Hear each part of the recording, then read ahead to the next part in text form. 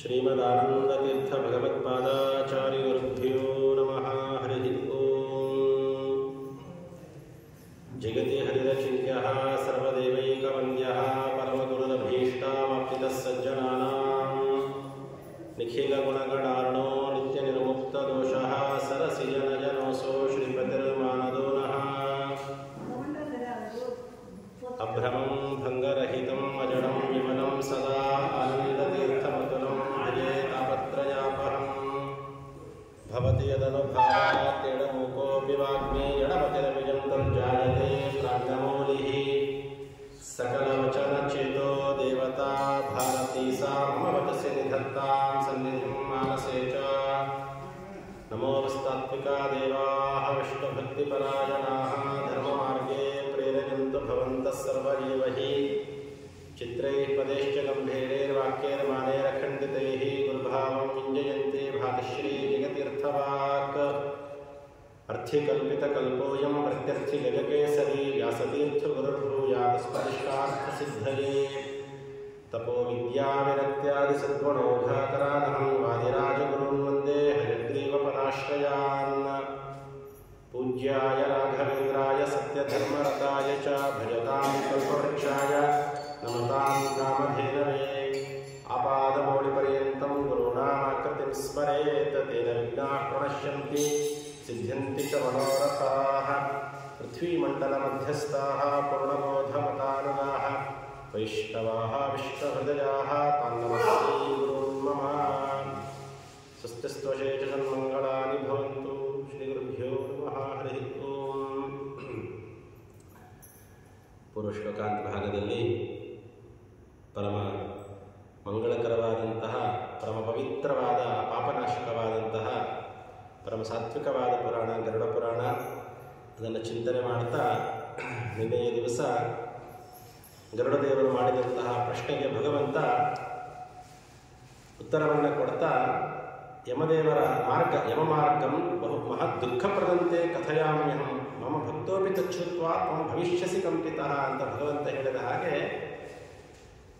ಯಮದೇವರ ಮಾರ್ಗ, ಯಮದೇವರ ಪಟ್ಟಣಕ್ಕೆ ಹೋಗಬೇಕಾದಾಗ ಮಧ್ಯದಲ್ಲಿ ಸಿಗಬಹುದಾದಂತಹ 16 ಪಟ್ಟಣಗಳು, ಒಂದರ್ಥದಲ್ಲಿ 16 ರೀತಿಯ ನರಕಗಳೇ. ಸೌಮ್ಯಪುರ, ಸೌರಪುರ, ನಗೇಂದ್ರ ಭವನ, ಶೈಲಾಗಮ, ನಾನಾಕ್ರಂದಪುರ, ಅನೇಕ ರೀತಿಯಾದ ಪಟ್ಟಣಗಳಿದೆ. ಎಲ್ಲ ಪಟ್ಟಣಗಳನ್ನು ದಾಟಿ ತತಃ ಸಂವತ್ಸರಸ್ಯಾಂತೆ ಪ್ರತ್ಯಾಸನ್ನೇ ಯಮಾಲಯೇ ಬಹುಭೀತಿಪುರೇ ಗತ್ವಾ ಅಸ್ತಂ ಮಾತ್ರಂ ಸಮಸ್ರಜೇತ್. ಅಂತೂ 16 ಮಾಸಿಕ ಶ್ರಾದ್ದಗಳನ್ನು ಸರಿಯಾದ ರೀತಿಯಲ್ಲಿ ಯಾರು ಆಚರಣೆ ಮಾಡುತ್ತಾರೋ ಅವರು ಈ 16 ಪಟ್ಟಣಗಳನ್ನು ಸುಲಭವಾಗಿ ಸುಖವಾಗಿ ದಾಟಬಹುದು ಅನ್ನೋ ವಿಚಾರ ನಿನ್ನೆ ಕೇಳಿದ್ವಿ. ಒಂದೊಂದು ತಿಂಗಳಿಗೆ ಒಂದೊಂದು ಪಟ್ಟಣಗಳು. ಕಡೇ ತಿಂಗಳಲ್ಲಿ ಅಂದರೆ ಮೊದಲನೇ ವರ್ಷಾಂತರದ ಆ ಪಿಂಡ ಪ್ರದಾನ ಮಾಡಿದ ದಿವಸ ಬಹುಭೀತಿಪುರ ತತಃ ಸಂವತ್ಸರಸ್ಯಾಂತೆ ವಾರ್ಷಿಕ ಪಿಂಡವನ್ನು ಭುಂಜಿಸಿ ಆ ಬಹುಭೀತಿಪುರದಿಂದ ಸ್ವಲ್ಪ ಹತ್ತಿರದಲ್ಲೇ ಇರುವಂತಹ ಯಮದೇವರ ಪಟ್ಟಣದ ಕಡೆ ಆ ಜೀವನನ್ನ ಕರ್ಕೊಂಡು ಹೋಗ್ತಾರಂತೆ. ಧರ್ಮರಾಜಪುರೇ ಸಂತಿ ಚತುರ್ದ್ವಾರಾಣಿ ಖೇಚರ ತತ್ರಾಯಂ ದಕ್ಷಿಣದ್ವಾರೇ ಮಾರ್ಗಸ್ಥೆ ಪರಿಕೀರ್ತಿತಃ. ಆ ಯಮದೇವರ ಪಟ್ಟಣಕ್ಕೆ 4 ದ್ವಾರಗಳಿದೆ. ಪೂರ್ವ, ದಕ್ಷಿಣ, ಪಶ್ಚಿಮ, ಉತ್ತರ 4 ಕಡೆಯೂ ಮಹಾದ್ವಾರಗಳೇ. ಅದರಲ್ಲಿ ಪೂರ್ವ ಮತ್ತು ಪಶ್ಚಿಮ ಮತ್ತು ಉತ್ತರ ಈ 3 ದ್ವಾರಗಳಲ್ಲಿ ಯೋಗ್ಯರು, ಸುಜೀವಿಗಳು, ಮಹಾಪುಣ್ಯವಂತರು ಯಾವ್ಯಾವ ಕರ್ಮಗಳನ್ನು ಮಾಡೋದರಿಂದ ಆಯಾ ದ್ವಾರಗಳಲ್ಲಿ ಪ್ರವೇಶವಿದೆ ಅನ್ನೋದು ಮುಂದೆ ಹೇಳ್ತಾರೆ. ವೇದವ್ಯಾಸ ದೇವರೇ ತಿಳಿಸಿಕೊಟ್ಟಿದ್ದಾರೆ. ಇಲ್ಲಿ ದಕ್ಷಿಣ ದ್ವಾರ ಮಾರ್ಗಸ್ಥೆ ಪರಿಕೀರ್ತಿತಃ. ಈ ದಕ್ಷಿಣ ದ್ವಾರದ ಕಡೆ ಹೋಗೋರು ಎಂಥವ್ರು ಅಂತ ನಿನ್ನೆ ಹೇಳಿದ್ದೀನಿ. ಆ ಹೋಗಬೇಕಾದ್ರೆ ಆ ಪರಿಸರ ಹೇಗಿರುತ್ತೆ ಅನ್ನೋದನ್ನ ಯಮದೇವರು ಇನ್ನೊಮ್ಮೆ ಪ್ರಶ್ನೆ ಮಾಡುತ್ತಾರೆ.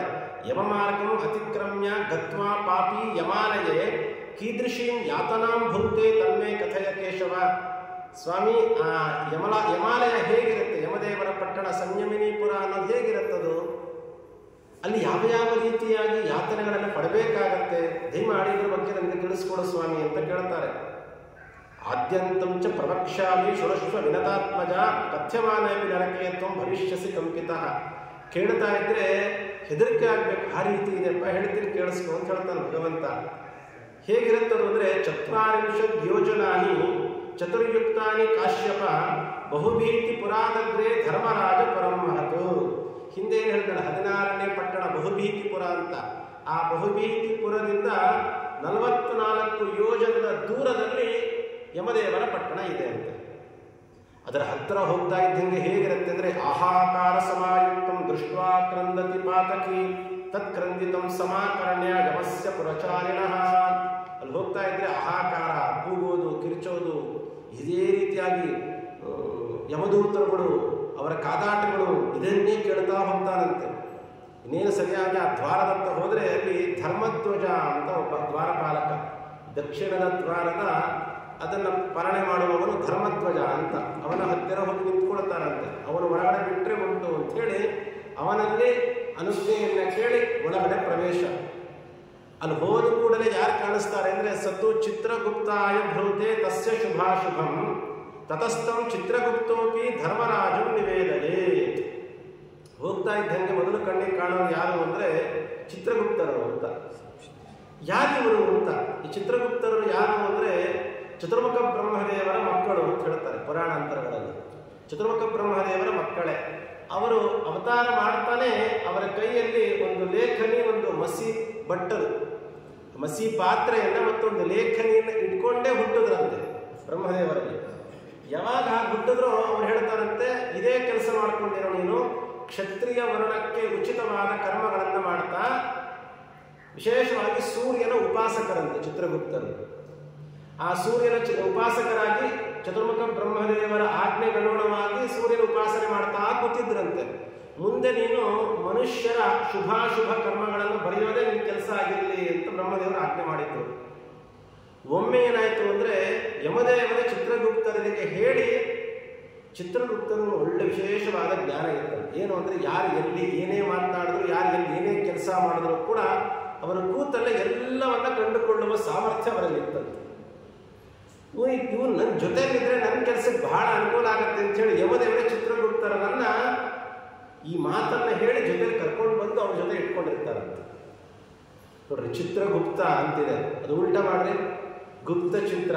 ನಾವು ಗುಪ್ತವಾಗಿ ಏನೇ ಕೆಲಸಗಳು ಮಾಡಲಿ, ಗುಪ್ತವಾಗಿ ಏನೇ ಮಾತಾಡಲಿ, ಯಾರಿಗೆ ಏನೂ ಗೊತ್ತಾಗದಿದ್ರು ಕೂಡ ಚಿತ್ರಗುಪ್ತರಿಗಂತೂ ಮೋಸ ಮಾಡ್ಲಿಕ್ಕೆ ಆಗಲ್ಲ.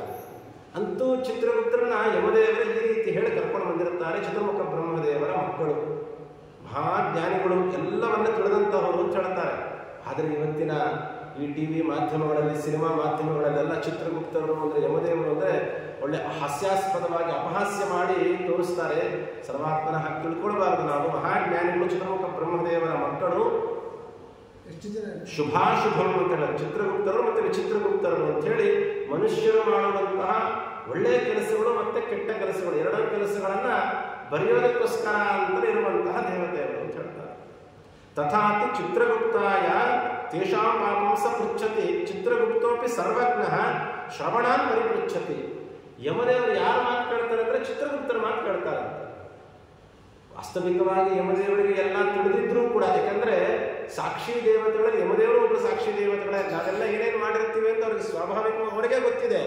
ಆದರೂ ಕೂಡ ಚಿತ್ರಗುಪ್ತರು ಏನು ಬರೆದಿಟ್ಟಿರ್ತಾರೋ, ಏನು ಹೇಳ್ತಾರೋ ಅದನ್ನೇ ಯಮದೇವರು ಕೇಳಿ ನಂತರ ನಾವು ನಿರ್ಧಾರ ತಗೊಳ್ತಾರೆ. ಈ ಚಿತ್ರಗುಪ್ತರನಾದರೂ ಕೂಡ ತಾವೇ ನೋಡಿ ತಾವೇ ಕೇಳಿ ನೇರವಾಗಿ ಬರೆದಿಡ್ತಾರ? ಅದು ಇರುವಂತೆ.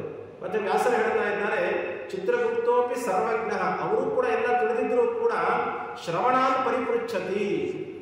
ಈ ಶ್ರವಣ ದೇವತೆಗಳು ಅಂತಿದ್ದಾರೆ, ಆ ಶ್ರವಣ ದೇವತೆಗಳನ್ನ ಕೇಳಿ ನಂತರದಲ್ಲಿ ಬರೀತಾರೆ.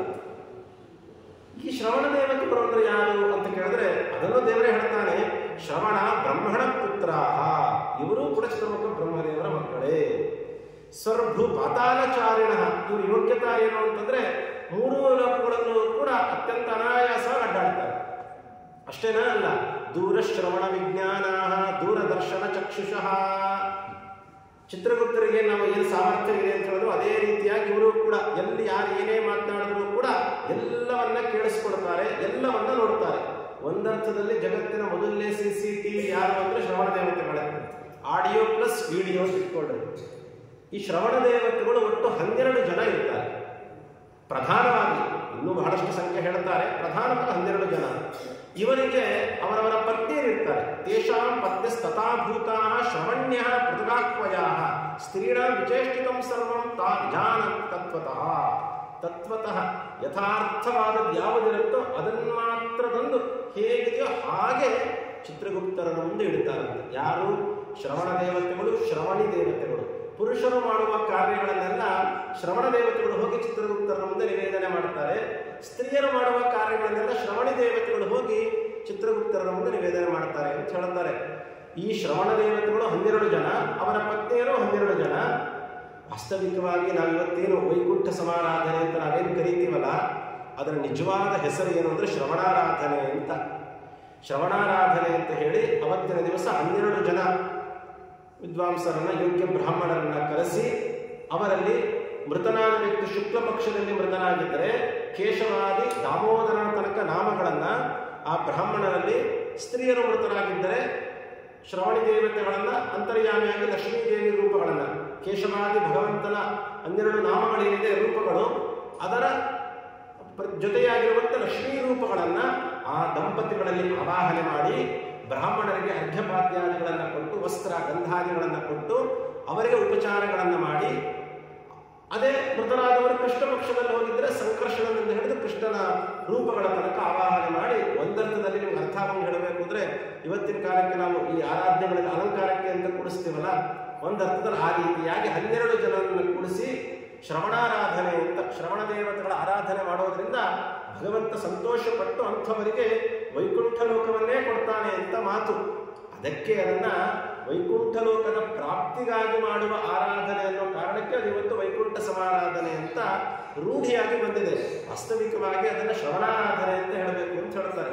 ಹಾಗಾಗಿ ಈ ಶ್ರವಣ ದೇವತೆಗಳ ಪ್ರೀತಿಗಾಗಿಯೇ ಆರಾಧನೆ ಮಾಡಬೇಕು ಅಂತ ಮಹಾನುಭಾವರು ಅವರು ಹೋಗಿ ಚಿತ್ರಗುಪ್ತರಿಗೆ ಹೇಳುತ್ತಾರೆ.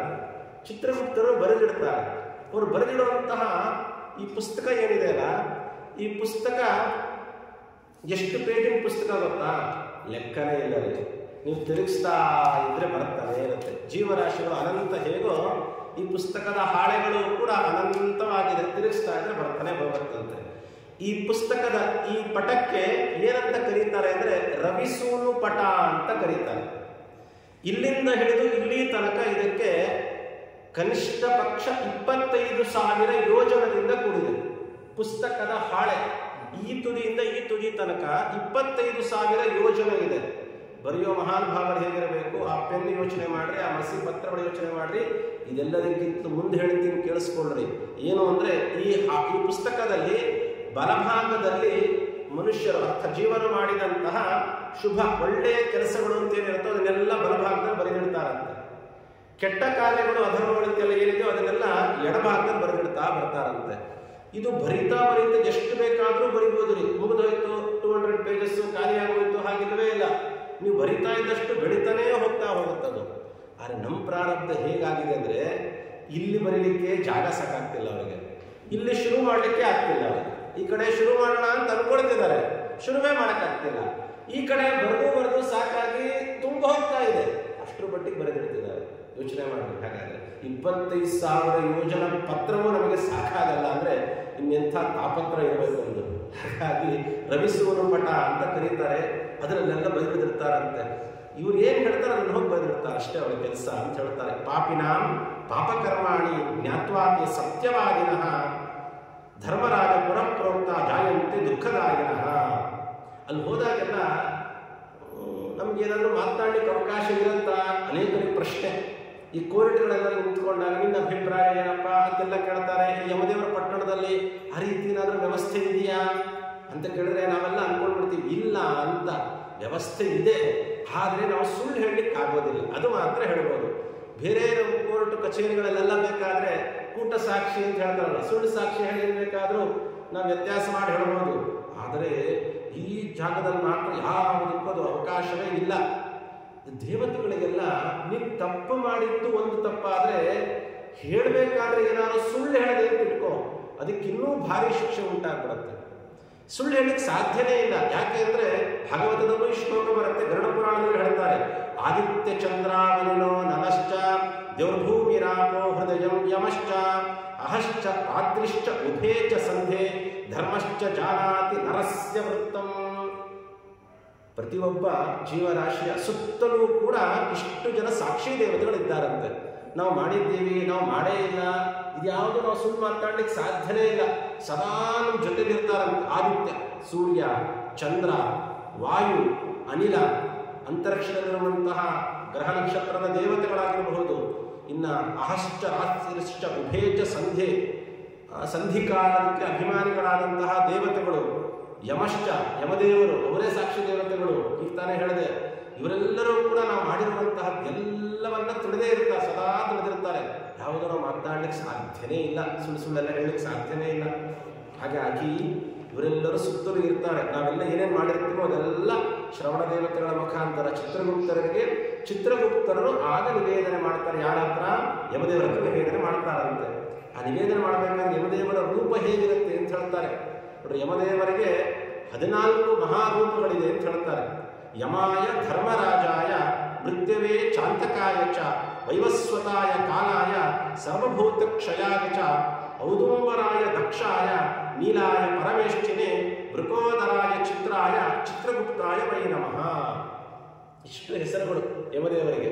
ಅದರಲ್ಲಿ ಸಾತ್ವಿಕರಿಗೆ, ಸಜ್ಜನರಿಗೆ ಧರ್ಮನ ರೂಪದ ದರ್ಶನ ಕೊಡ್ತಾರಂತೆ. ಆದರೆ ಪಾಪಿಷ್ಠರಿಗೆ, ದುರ್ಜನರಿಗೆ ಯಮರೂಪವನ್ನೇ ದರ್ಶನ ಮಾಡಿಸ್ತಾರಂತೆ. ಈ ಯಮದೇವರ ರೂಪ ಹೇಗಿರುತ್ತೆ ಅಂದರೆ, ಪಾಪಿಷ್ಠಾಸ್ತೆ ಪ್ರಪಶ್ಯಂತಿ ಯಮರೂಪಂ ಭಯಂಕರಂ ದಂಡಹಸ್ತಂ ಮಹಾಕಾಯಂ ಮಹಿಷೋಪರಿ ಸಂಸ್ಥಿತಂ. ದಂಡಾಯುಧವನ್ನು ಹಿಡ್ಕೊಂಡಿರ್ತಾರಂತೆ. ಮಹಾಕಾಯ, ಬಹಳ ದೊಡ್ಡದಾದಂತಹ ದೇಹ. ಮಹಿಷೋಪರಿ ಸಂಸ್ಥಿತಂ, ಎಮ್ಮೆ ಮೇಲೆ ಕೂತಿರ್ತಾರಂತೆ, ಅಂದರೆ ಕೋಣದ ಮೇಲೆ ಕೂತಿರ್ತಾರಂತೆ. ಹೇಗಿರುತ್ತೆ ಅವರು? ಯೋಜನ ತ್ರಯ ವಿಸ್ತಾರಂ ವಿದ್ಯುತ್ ಪ್ರಭಾಯುಧೈ ಭೀಮಂ 32 ಭುಜ ಸಂಯುತಂ. 32 ಭುಜಗಳಿಂದ ಕೂಡಿರ್ತಾರಂತೆ. ಅವರ ಕಣ್ಣೆ ಯೋಜನ ತ್ರಯ ವಿಸ್ತಾರ ವಾಪಿ ತುಲ್ಯ ವಿಲೋಚನಂ. 3 ಯೋಜನದಿಂದ ಕೂಡಿರುವಂತಹ ಕಣ್ಣು. ಆ ಕಣ್ಣು ಗುಡ್ಡೆಗಳು ಬಾವಿ ಇದ್ದಂಗಿರುತ್ತಂತ. ಕಪ್ಪಗಿರ್ತಾರಂತೆ, ಘೋರವಾಗಿರ್ತಾರೆ. ದಂಷ್ಟ್ರಾ ಕರಾಲವದನಂ ರಕ್ತಾಕ್ಷಂ, ಕಣ್ಣು ಪೂರ್ಣ ಕೆಂಪು. ದೀರ್ಘನಾಸಿಕ, ಉದ್ದದಾದ ಮೂಗು. ಇಂಥ ಘೋರ ರೂಪದಲ್ಲಿರ್ತಾರಂತೆ. ಇಂಥವ್ರನ್ನ ನೋಡ್ತಾ ಇದ್ದಂಗೆ ಅಲ್ಲೇ ಅವರಿಗೆ ಮೂರ್ಛೆ ತಪ್ಪಿ ಬಿದ್ದೇ ಹೋಗಬೇಕು. ಇಂಥ ಘೋರವಾದ ರೂಪವನ್ನು ಯಮದೇವರು ಅವರಿಗೆ ತೋರಿಸ್ತಾರೆ ಪಾಪಿಷ್ಠರಿಗೆ. ಇದ್ರ ಜೊತೆಲಿರ್ತಾರಲ್ಲ ಆ ಚಿತ್ರಗುಪ್ತರು, ಶ್ರವಣ ದೇವತೆಗಳಲ್ಲೂ, ಇವರೆಲ್ಲ ಹೇಗಿರ್ತಾರೆ ಅಂದರೆ, ಮೃತ್ಯು ಜ್ವರಾದಿಭಿ ಯುಕ್ತ ಚಿತ್ರಗುಪ್ತೋಪಿ ಭೀಷಣ. ಆ ಚಿತ್ರಗುಪ್ತರಾದ್ರೂ ನೋಡ್ಲಿಕ್ಕೆ ಚೆನ್ನಾಗಿರ್ತಾರ, ಸೌಮ್ಯವಾಗಿರ್ತಾರ ಇಲ್ಲ, ಅವರು ಘೋರವಾಗಿರ್ತಾರಂತೆ. ಅವ್ರ ಜೊತೆಲಿರೋರೆಲ್ಲ ಯಾರು ಅಂದರೆ ಮೃತ್ಯು ದೇವತೆ, ಜ್ವರವೇ ಮೊದಲಾದ ರೋಗದ ದೇವತೆಗಳು, ಇಂಥವರೇ ಜೊತೆಲಿ ಕೂಡ್ಕೊಂಡಿರ್ತಾರಂತೆ. ಇವರೆಲ್ಲ ಯಾರು ಅಂದರೆ, ಇವರೆಲ್ಲರೂ ಚಿತ್ರಮುಖ ಬ್ರಹ್ಮದೇವರ ಮಕ್ಕಳೇ ಅಂದರೆ. ಮೃತ್ಯು, ಜ್ವರದ ಅಭಿಮಾನಿ ದೇವತೆಗಳು, ರೋಗಾಭಿಮಾನಿ ದೇವತೆಗಳು ಇವರೆಲ್ಲ ಇದ್ದಾರೆ ಪ್ರತ್ಯೇಕವಾಗಿ. ಇವರೆಲ್ಲ ಬ್ರಹ್ಮದೇವರ ಮಕ್ಕಳಂತೆ. ಈ ಮೃತ್ಯು ದೇವತೆ ಏನಿದ್ದಾಳೆ ಅವಳನ್ನು ಬ್ರಹ್ಮದೇವರು ಸೃಷ್ಟಿ ಮಾಡಿದ ತಕ್ಷಣವೇ ಹೇಳ್ತಾರಂತೆ, ಯಾವ್ಯಾವ ಕಾಲಕ್ಕೆ ಯಾರ್ಯಾರನ್ನ ಮರಣ ಹೊಂದಿಸಬೇಕೋ ನೀನು ಮರಣವನ್ನು ಹೊಂದಿಸಿ ಆ ಮೃತ್ಯು ನೀನು ಅವರ ದೇಹವನ್ನು ಸೇರಿಕೊಂಡು ಅವರ ಪ್ರಾಣವನ್ನು ಸೆಳೆದು ತಗೊಂಡು ಬಾ ಅಂತ ಹೇಳಿರ್ತಾರಂತೆ ಬ್ರಹ್ಮದೇವರು. ಇದಕ್ಕೆ ಈ ಮೃತ್ಯು ದೇವತೆ ಹೇಳ್ತಾಳಂತೆ, ಸ್ವಾಮಿ ಈ ಕೆಲಸ ನನಗೆ ಆಗೋದಿಲ್ಲ ಅಂತ ಹೇಳ್ತಾಳಂತೆ. ಯಾಕಮ್ಮ? ಪಾಪ ಬರುತ್ತೆ ಅಂತನ? ಏನು ಪಾಪ ಬರೋದಿಲ್ಲ, ಅದು ಸೃಷ್ಟಿ ನಿಯಮ, ಭಗವಂತ ನನಗೆ ಆಜ್ಞೆ ಮಾಡಿದ್ದಾನೆ, ಏನು ಕಿಂಚಿತ್ತು ಪಾಪ ಬರೋದಿಲ್ಲ, ನಾನು ಹೇಳಿದ ಕೆಲಸ ಮಾಡೋದು. ಸ್ವಾಮಿ ಪಾಪದ ಭೀತಿಯಲ್ಲ, ಆದರೆ ಜಗತ್ತಲ್ಲಿರೋರೆಲ್ಲ ಮೃತ್ಯು ದೇವತೆ ಅಂದರೆ ಇವಳು ಕೆಟ್ಟವಳು ಅಂತ ಕೆಟ್ಟ ಹೆಸರು ಬಂದ್ಬಿಡುತ್ತೆ ನನಗೆ, ಅದು ನನಗೆ ತಗೊಳ್ಳಿಕ್ಕೆ ಇಷ್ಟ ಇಲ್ಲ ಅಂತ ಹೇಳ್ತಾರೆ. ಮತ್ತೇನು ಮಾಡ್ಬೇಕು ಹಾಗಾದ್ರೆ ಈಗ? ಸ್ವಾಮಿ ನಾನು ಹೋಗ್ತೀನಿ, ಮೃತ್ಯು ಸೇರ್ಕೊಳ್ತೀನಿ, ನಾನು ಹೋಗಿ ಸೇರ್ಕೊಂಡೆ ಅಂದ್ರೆ ಅವ್ರಿಗೆ ಮರಣ ಅಂತ ನಿಶ್ಚಯ, ಓಕೆ, ಬಟ್ ನಾನೇ ಹೋಗಿ ಸಾಯಿಸಿದೆ ಅಂತ ಹೆಸರು ಬರಬಾರ್ದು ಜಗತ್ತಿನಲ್ಲಿ. ಆ ರೀತಿ ಏನಾದರೂ ಒಂದು ವ್ಯವಸ್ಥೆ ಮಾಡಿಕೊಡಿ ಸ್ವಾಮಿ ಅಂತ ಕೇಳ್ತಾನೆ ಬ್ರಹ್ಮದೇವರನ್ನ. ಬ್ರಹ್ಮದೇವರು ಹೇಳಿದ್ರಂತೆ, ಒಂದು ಕೆಲಸ ಮಾಡು, ಈ ಜ್ವರದ ಅಭಿಮಾನಿ ಪ್ರಧಾನವಾಗಿ 108 ರೋಗಗಳಂತೆ. ಆ 108 ರೋಗಕ್ಕೆ ಅಭಿಮಾನಿಗಳಾದ ದೇವತೆಗಳನ್ನು ಸೃಷ್ಟಿ ಮಾಡ್ತಾರಂತೆ ಮತ್ತೆ ಬ್ರಹ್ಮದೇವರು. ಅವರಿಗೆ ಮೊದಲು ಆಜ್ಞೆ ಮಾಡ್ತಾರಂತೆ, ನೀವು ಹೋಗಿ ಮೊದಲು ದೇಹವನ್ನು ಪ್ರವೇಶ ಮಾಡ್ರಿ. ಜ್ವರವೇ ಮೊದಲಾದ ಅನೇಕ ರೋಗಗಳು, ನಾನು ಹೇಳ್ತಿರೋದು ಬರೀ ಪ್ರಧಾನ, ಅನೇಕ ರೋಗಗಳು ಹೋಗಿ ಅವರ ದೇಹವನ್ನು ಸೇರ್ಕೊಳ್ಳಿ. ಅವ್ರು ಹೇಗೆ ಸತ್ರು ಅಂದರೆ ರೋಗವನ್ನು ಸತ್ರು. ಜ್ವರ ಬಂತು, ಇನ್ಯಾವುದೋ ಬಂದು ಮಹಾ ರೋಗಗಳಿದೆ, ರೋಗದ ನಿಮಿತ್ತವಾಗಿ ಮರಣವನ್ನು ಹೊಂದಿದರು ಅಂತ ಜಗತ್ತಿನಲ್ಲಿ ಅದಾಗತ್ತೆ. ಅದೇ ಸಂದರ್ಭದಲ್ಲಿ ನೀನು ಹೋಗಿ ಅವರನ್ನು ಹೇಳ್ಕೊಳ್ಬಾ, ಈ ರೀತಿ ವ್ಯವಸ್ಥೆ ಮಾಡಿಟ್ಟು ಆಗಲಿ ಕೊಟ್ಕೊಂಡಿರ್ತಾರೆ. ಇವರೆಲ್ಲ ಯಾರು ಅಂದರೆ ಇವರೆಲ್ಲ ಬ್ರಹ್ಮದೇವರ ಮಕ್ಕಳು. ಇವರೆಲ್ಲ ಚಿತ್ರಗುಪ್ತರು, ಶ್ರವಣ ದೇವತೆಗಳು ಸುತ್ತಮುತ್ತಲೇ ಅಲ್ಲೇ ಓಡಾಡ್ಕೊಂಡು ಇರ್ತಾರಂತೆ. ಇಂಥವರೆಲ್ಲರ ಮುಂದೆ ನಾವು ಹೋಗಿ ನಿಂತಿರ್ತೀವಿ. ಯಮದೇವರು ಆಗ ನಮಗೆ ದರ್ಶನ ಕೊಡ್ತಾರೆ ಘೋರವಾದ ರೂಪದಲ್ಲಿ. ತಮ್ ದೃಷ್ಟ ಭಯಭೀತಸ್ತು ಆಹೇತಿ ವದತೆ ಕಲಹ. ಅವ್ರು ನೋಡ್ತಿದ್ದಂಗೆನೆ ಪಾಪಾತ್ಮ ಕಂಪತೆ ಕ್ರಂದತೆ, ಪುನಃ ನೋಡ್ತಾ ಇದ್ದಂಗೆನೆ ಹೆದರಿಕೆಯಾಗಿ ಅಳುವುದು, ಕಿರುಚೋದು, ಕೂಗೋದು ಎಲ್ಲ ಮಾಡ್ತಾ ಇರ್ತಾರಂತೆ. ಆಗ ಯಮದೇವರು ನಿರ್ಣಯವನ್ನು ಮಾಡುತ್ತಾರೆ, ಯಾವ ಯಾವ ಪಾಪಗಳಿಗೆ ಯಾವ ಯಾವ ಲೋಕಗಳನ್ನು ಕೊಡಬೇಕಾಗತ್ತೆ ಅಂತ ಹೇಳ್ತಾ ಇರಬೇಕಾದಾಗ ಯಮದೇವರ ಲಕ್ಷಣವನ್ನು ಮೊದಲಿಗೆ ತಿಳಿಸ್ಕೊಟ್ಬಿಡ್ತಾರೆ ವೇದವ್ಯಾಸ ದೇವರು ಬಹಳ ಚೆನ್ನಾಗಿ. ಏನು ಹೇಳ್ತಾರೆ ಅಂದರೆ, ಮೂರ್ಖೇಪಿ ಪಂಡಿತೇ ವಾಪಿ ದರಿದ್ರೇವ ಶ್ರಿಯಾನ್ವಿತೆ ಸಬಲೆ ನಿರ್ಬಲೇ ವಾಪಿ ಸಮವರ್ತಿ ಯಮಸ್ಮೃತಃ. ಇಷ್ಟು ಚೆನ್ನಾಗಿ ಹೇಳ್ತಾರೆ ನೋಡಿ. ಅಲ್ಲಿ ಹೋಗಿ ನಿಂತ್ಕೊಂಡಾಗ ಅವರು ತೀರ್ಪು ಕೊಡಬೇಕಾದ್ರೆ, ಇವ್ನು ನನ್ನ ಕಡೆಯವನು, ಇವ್ನು ನನಗೆ ಪರಿಚಯ ಇಲ್ಲದೆ ಇರೋನು, ಅಥವಾ ಇವನು ಮೂರ್ಖನಾಗಿದ್ದಾನೆ, ದಡ್ಡಿದ್ದಾನೆ, ಏನು ಬೇಕಾದರೂ ಹೇಳಿ ಕಳಿಸ್ಕೊಡೋಣ, ಹಂಗಿಲ್ಲ ಇಲ್ಲ. ಪಂಡಿತೇ ವಾಪಿ, ದೊಡ್ಡ ವಿದ್ವಾಂಸರಾಗಿರಲಿ, ಬಹಳ ಚೆನ್ನಾಗೆಲ್ಲ ತಿಳ್ಕೊಂಡವರಾಗಿರಲಿ, ಯಾವುದು ಲೆಕ್ಕಕ್ಕೆ ಬರೋದಿಲ್ಲ. ದರಿದ್ರೇವ ಶ್ರೀಯಾನ್ವಿತೆ, ಒಳ್ಳೆ ಶ್ರೀಮಂತರಾಗಿರಲಿ, ಏನೂ ಇಲ್ಲದ ಬಡವರಾಗಿರಲಿ, ಸಬಲೆ ಒಳ್ಳೆ ಸಬಲ ಬಲಿಷ್ಠರಾಗಿರಲಿ, ಅಥವಾ ನಿರ್ಬಲೇ ವಾಪಿ, ಬಲ ಇಲ್ಲದೇ ಇರೋರಾಗಿರ್ಬೋದು. ಇಂಥದ್ದನ್ನು ನಾವು ಅಡ್ವಾಂಟೇಜ್ ತಗೊಂಡು ನಮ್ಮಲ್ಲಿ ಈ ಲೋಕದಲ್ಲಿ ನಾವು ವ್ಯವಹಾರ ಮಾಡ್ತೀವಿ. ಇವನು ಹೇಳೋರಿಲ್ಲ ಕೇಳೋರಿಲ್ಲ, ಅವ್ನು ಮೋಸ ಮಾಡೋದು ಯಾರು ಬರ್ತಾರೆ, ಅವನು ದುರ್ಬಲನಾಗಿದ್ದಾನೆ, ಏನು ಬೇಕಾದರೂ ಮಾಡ್ಬೋದು ನಾವು ಅಂತ ನಾವು ಯೋಚನೆ ಮಾಡ್ತೀವಿ. ಈಗ ಅವನು ತಿಳ್ಕೊಂಡವನಪ್ಪ, ಅವನ ಮುಂದೆ ಮಾತಾಡೋದು ಬೇಡ, ಇವನು ದಡ್ಡಿದ್ದಾನೆ, ಇವನ ಹತ್ರ ಹೇಗೆ ಬೇಕಾದ್ರೂ ಮಾಡ್ಕೊಳ್ಳೋಣ, ಈ ರೀತಿಯ ವ್ಯವಸ್ಥೆ ನಮ್ಮಲ್ಲಿದೆ. ಆದರೆ ಯಾವುದನ್ನು ನೋಡದೆ ಸಮವರ್ತಿ, ಯಮದೇವರಿಗೆ ಸಮವರ್ತಿ ಅಂತ ಕರೀತಾರೆ. ಯಾವುದನ್ನು ಕಾಣದೆ ಕೇವಲ ಮಾಡಿರುವಂಥ ಕರ್ಮಗಳಿಗೆ ಅನುಗುಣವಾದ ರೀತಿಯಲ್ಲಿ ನಮಗೆ ಫಲವನ್ನು ಕೊಡ್ತಾರೆ. ನಾವು ಮಾಡಿದ ಕೆಟ್ಟ ಕೆಲಸವನ್ನು ಹೇಗೆ ಸುತ್ತಲೂ ಇದ್ದಂಥ ಸಾಕ್ಷಿ ದೇವತೆಗಳು ನೋಡಿರ್ತಾರೋ, ಒಳ್ಳೆಯ ಕೆಲಸಗಳು ನೋಡಿರ್ತಾರೆ, ನಾವು ಮರೆತಿರಬಹುದು. ಅದೆಲ್ಲವನ್ನ ಅಲ್ಲಿ ಮುಂದಿಟ್ಟು ಅದಕ್ಕೆ ಬೇಕಾದ ಸ್ವಲ್ಪ ಸುಖವನ್ನು ಕೊಡಿಸ್ತಾರೆ. ಯಾವುದೇ ರೀತಿಯಾದಂತಹ ಸಂದೇಹವಿಲ್ಲ. ಅದೇವ ತೋಷಣ ಮೃತ, ಮಾಡಿದ ದೇವರ ಕಾರ್ಯ ಧರ್ಮ ಕಾರ್ಯ ಯಾವ ಕಾರ್ಯವೂ ಕೂಡ ಒಂದು ಕಿಂಚಿತ್ತು ವ್ಯರ್ಥ ಆಗ್ಲಿಕ್ಕೆ ಬಿಡೋದಿಲ್ಲ. ಅದು ಸಣ್ಣ ಒಂದು ದೇವರ ಮುಂದೆ ಒಂದು ದೀಪ ಹಚ್ಚಿಟ್ಟು ಒಮ್ಮೆ ನಾವು ರಾಮಕೃಷ್ಣ ಅಂತ ಹೇಳಿದ್ರು ಕೂಡ ಅದಕ್ಕೇನು ಪುಣ್ಯ ಬಂದಿರುತ್ತೋ, ಹಿಂದೆ ಎಷ್ಟು ಬಾರಿ ನಾವು ಹೇಳಿದ್ದೀವೋ ಅದೆಲ್ಲ ನಾವು ಮರೆತಿರಬಹುದು. ನರಸ್ಯ ವೃತ್ತಂ, ನಮ್ಮ ಸುತ್ತ ಇರುವ ದೇವತೆಗಳೆಲ್ಲರೂ ಕೂಡ ಅದನ್ನು ನೆನಪಿಟ್ಟು ಅದನ್ನು ಯಮದೇವರ ಮುಂದೆ ಹೇಳ್ತಾರೆ. ಇದು ದೇವತೆಗಳು ನಮ್ಮನ್ನು ಶಿಕ್ಷೆ ಕೊಡಲಿಕ್ಕೋಸ್ಕರನೇ ಇದ್ದಾರೆ ಅಂತ ಅಂದ್ಕೊಳ್ಬೇಡ್ರಿ. ನಾವು ಮಾಡಿದ ಒಳ್ಳೆಯ ಕೆಲಸಗಳನ್ನು ಹೇಳ್ತಾರೆ, ಕೆಟ್ಟ ಕೆಲಸಗಳನ್ನು ಹೇಳ್ತಾರೆ. ಅಲ್ಲಿ ಯಾವುದೇ ರೀತಿಯಾದಂತಹ ಮೂರ್ಖರಿಗೊಂದು ನಿರ್ಧಾರ, ಪಂಡಿತರಿಗೊಂದು ನಿರ್ಧಾರ, ದುಡ್ಡಿರೋರಿಗೆ, ದುಡ್ಡಿಲ್ಲದೆ ಇರೋರಿಗೆ, ಸಬಲರಿಗೆ, ದುರ್ಬಲರಿಗೆ, ಹೀಗೆಲ್ಲ ನಿಯಮ ಇಲ್ಲ. ಸಮವರ್ತಿ ಅಂತ. ಯಾಕೆ? ಯಮದೇವರು ಪ್ರತಿನಿತ್ಯ ಭಗವಂತನನ್ನ ಈ ಗುಣದಿಂದ ಚಿಂತನೆ ಮಾಡ್ತಾ ಇರ್ತಾರಂತೆ. ದೇವತೆಗಳಲ್ಲಿ ಯಾವಾಗಲೂ ಕೂಡ ಆ ಗುಣ ಅವರಲ್ಲಿ ಹೇಗೆ ಬರುತ್ತೆ, ಆ ರೂಪ ಅವರಿಗೆ ಹೇಗೆ ಬರುತ್ತೆ ಅಂದರೆ, ಭಗವಂತನ ಆಯಾ ರೂಪಗಳನ್ನು ಆಯಾ ಗುಣಗಳನ್ನು ಸದಾ ಚಿಂತನೆ ಮಾಡ್ತಾ ಇದ್ದಿದ್ದರಿಂದಲೇ ಅವರಿಗೆ ಆ ಭಗವಂತನ ಆ ಗುಣ ಇವರಲ್ಲಿ ಅಭಿವ್ಯಕ್ತವಾಗುವಂತೆ ಭಗವಂತ ಮಾಡ್ತಾನೆ. ನಾವು ಗಣಪತಿಯನ್ನ ಮೊನ್ನೆ ಆರಾಧನೆ ಮಾಡಿದ್ವಿ. ಗಣಪತಿಗೆ ಆ ಮುಖ ಬರಲಿಕ್ಕೆ ಏನು ಕಾರಣ? ಆಲಿಶವಾದ ಕಥೆಗಳೆಲ್ಲ ನಾವು ಪುರಾಣ ಅಂತರಗಳಲ್ಲಿ ಕೇಳಿರ್ತೀವಿ. ಪ್ರಧಾನ ಭಗವಂತನ ವಿಶ್ವಂಭರ ಅನ್ನುವಂತಹ ಆ ಗಜಾಕಾರದಲ್ಲಿರುವಂತಹ ಭಗವಂತನ ಮೂರ್ತಿಯನ್ನು ಸದಾ ಚಿಂತನೆ ಮಾಡಿ ಮಾಡಿ ಮಾಡಿ ಆಚಾರ್ಯ ಹೇಳಿದ ಮಾತಿದು ಉಪನಿಷತ್ತುಗಳಲ್ಲಿ. ಅದೇ ಬಂದದ್ದು ಉಪನಿಷತ್ತುಗಳಲ್ಲಿ ಬಂದ ಮಾತನ್ನೇ ಆಚಾರ್ಯರಿಗೆ ತಿಳಿಸಿಕೊಟ್ಟಿರುವಂತಹದ್ದು. ಆ ರೂಪದ ಚಿಂತನೆ ಮಾಡಿ ಗಣಪತಿಗೆ ಆ ಮುಖ ಬಂತು. ಹಾಗೆ ಯಮದೇವರು ಯಾವಾಗಲೂ ಕೂಡ ಭಗವಂತನನ್ನ ಸಮಹ ಅಂತ ಚಿಂತನೆ ಮಾಡ್ತಾ ಇರ್ತಾರೆ. ಅದಕ್ಕೆ ಆ ಗುಣ ಅವರಲ್ಲಿ ಬಂದಿದೆ.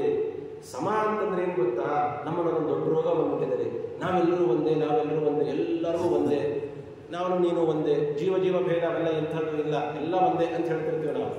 ಯೋಚನೆ ಮಾಡ್ರಿ, ನಾವು ಜೀವನ ಮಾಡೋದು ಮಾತ್ರ ಮಧ್ವಾಚಾರ್ಯರು ಏನು ಸಿದ್ಧಾಂತ ಕೊಟ್ಟಿದ್ರು ಅದಕ್ಕೆ ಅನುಗುಣವಾದ ಜೀವನ ಮಾಡ್ತಿರ್ತೀವಿ. ಬಾಯಲ್ಲಿ ಹೇಳಬೇಕಾದ್ರೆ ಮಾತ್ರ ನಾವೆಲ್ಲ ಒಂದೇ, ನಾವೆಲ್ಲ ಒಂದೇ ಅಂತ ಹೇಳ್ತೀವಿ. ನಾವೆಲ್ಲ ಒಂದೇ ಅನ್ನೋ ಅಭಿಪ್ರಾಯ ಏನು ಗೊತ್ತೆ? ನೋಡ್ರಿ, ಕ್ಲಾಸ್ ರೂಮಲ್ಲಿ ಒಂದು 50 ಜನ ವಿದ್ಯಾರ್ಥಿಗಳು ಇರ್ತಾರೆ. ಎಲ್ಲರೂ 50,000 ಡೊನೇಷನ್ ಕೊಟ್ಟೇ ಬಂದಿರ್ತಾರೆ. ಎಲ್ರಿಗೂ ಪಾಠ ಹೇಳಿರ್ತಾರೆ. ಎಲ್ಲರೂ 50,000ನೇ ಕೊಟ್ಟಿದ್ದಾರೆ ಅಂತ ಹೇಳಿ ಎಲ್ರಿಗೂ ಒಂದೇ ಮಾರ್ಕ್ಸ್ ಕೊಡ್ತೀವ ನಾವು? ಯಾರ್ಯಾರಿಗೆ ಎಷ್ಟೆಷ್ಟು ಯೋಗ್ಯತೆ ಇದೆಯೋ, ಎಷ್ಟೆಷ್ಟು ಅಧ್ಯಯನ ಮಾಡಿರ್ತಾರೋ ಅದ್ರ ತಕ್ಕಂಗೆ ಕೊಡ್ತೀವಿ ನಾವು. ಹೋಗಿ ಪೇರೆಂಟ್ಸ್ ಹೋಗ್ಬಿಟ್ಟು ಟೀಚರ್ ಹತ್ರ ಗಲಾಟೆ ಮಾಡ್ತಾರ, ನಾವು ಡೊನೇಷನ್ ಕಟ್ಟಿದ್ದೀವಿ, ನಾವು ಫೀಸ್ ಕಟ್ಟಿದ್ದೀವಿ, ಆ ಹುಡುಗನ ಮಾತ್ರ ಜಾಸ್ತಿ ಕೊಟ್ರಿ, ಈ ಹುಡುಗನ ಮಾತ್ರ, ನಮ್ಮ ಹುಡುಗನ ಮಾತ್ರ ಕಮ್ಮಿ ಮಾರ್ಕ್ಸ್ ಕೊಟ್ಟಿದ್ದೀರಾ? ಇಲ್ಲ. ಯಾರ್ಯಾರ ಯೋಗ್ಯತೆಗೆ ಅವರವರಿಗೆ ಪೂರ್ಣವಾಗಿ ಕೊಡೋದಕ್ಕೆ ಸಮ ಅಂತ ಕರೆಯೋದು. ಅನೇಕ ಬಾರಿ ಹೇಳ್ತಿರ್ತೀನಿ ನಾನು. ಒಬ್ಬ ತಾಯಿಯಾದವಳು ಮನೆಯಲ್ಲಿ ಒಂದು 4 ಜನಕ್ಕೆ ಊಟಕ್ಕೆ ಹಾಕಬೇಕಾದ್ರೆ ಉದಾಹರಣೆಗೆ ಚಪಾತಿನೋ ದೋಸೆನೋ ಮಾಡ್ತಿರ್ತಾಳೆ. ಗಂಡನಿಗೆ ಹಾಕ್ಬೇಕಾದ್ರೆ ಒಂದು 10 ದೋಸೆ ಹಾಕ್ತಾಳೆ. 3 ಜನ ಮಕ್ಕಳು ಇರ್ತಾರೆ, ಒಬ್ರಿಗೆ 8 ಹಾಕಿದ್ರು, ಒಬ್ರಿಗೆ 6 ಹಾಕಿದ್ರು, ಒಬ್ರಿಗೆ 2 ಹಾಕಿದ್ರು. ನೋಡ್ರಿ, ಆ ಹೆಣ್ಮಗಳು ಎಂಥ ತಾರತಮ್ಯ, ಎಂಥ ಭೇದ ಭಾವ ಮಾಡ್ತಾಳೆ. ಗಂಡನ್ ಮಾತ್ರ 10 ದೋಸೆ ಹಾಕಿದ್ಲು, ಆ ಕಡೆ ಮಗು ನೋಡ್ರಿ 2 ದೋಸೆ ಹಾಕ್ತಾಳೆ. ಹೇಗಾದ್ರೂ ಮನಸ್ಸು ಬರ್ತೊಳಗೆ ಅಂತ ಬೈತಾರ? ಇಲ್ವಲ್ಲ. ಕಾರಣ ಆ ಮಗುಗಷ್ಟೇ ಹೊಟ್ಟೆ ತುಂಬುತ್ತೆ. ಅದು ತುಂಬುತ್ತೋ ಇಲ್ವೋ, ಅವಳ ಉದ್ದೇಶ ಅವರವರಿಗೆ ಹೊಟ್ಟೆ ತುಂಬುವಷ್ಟು ಹಾಕಬೇಕು ಅಷ್ಟೇ.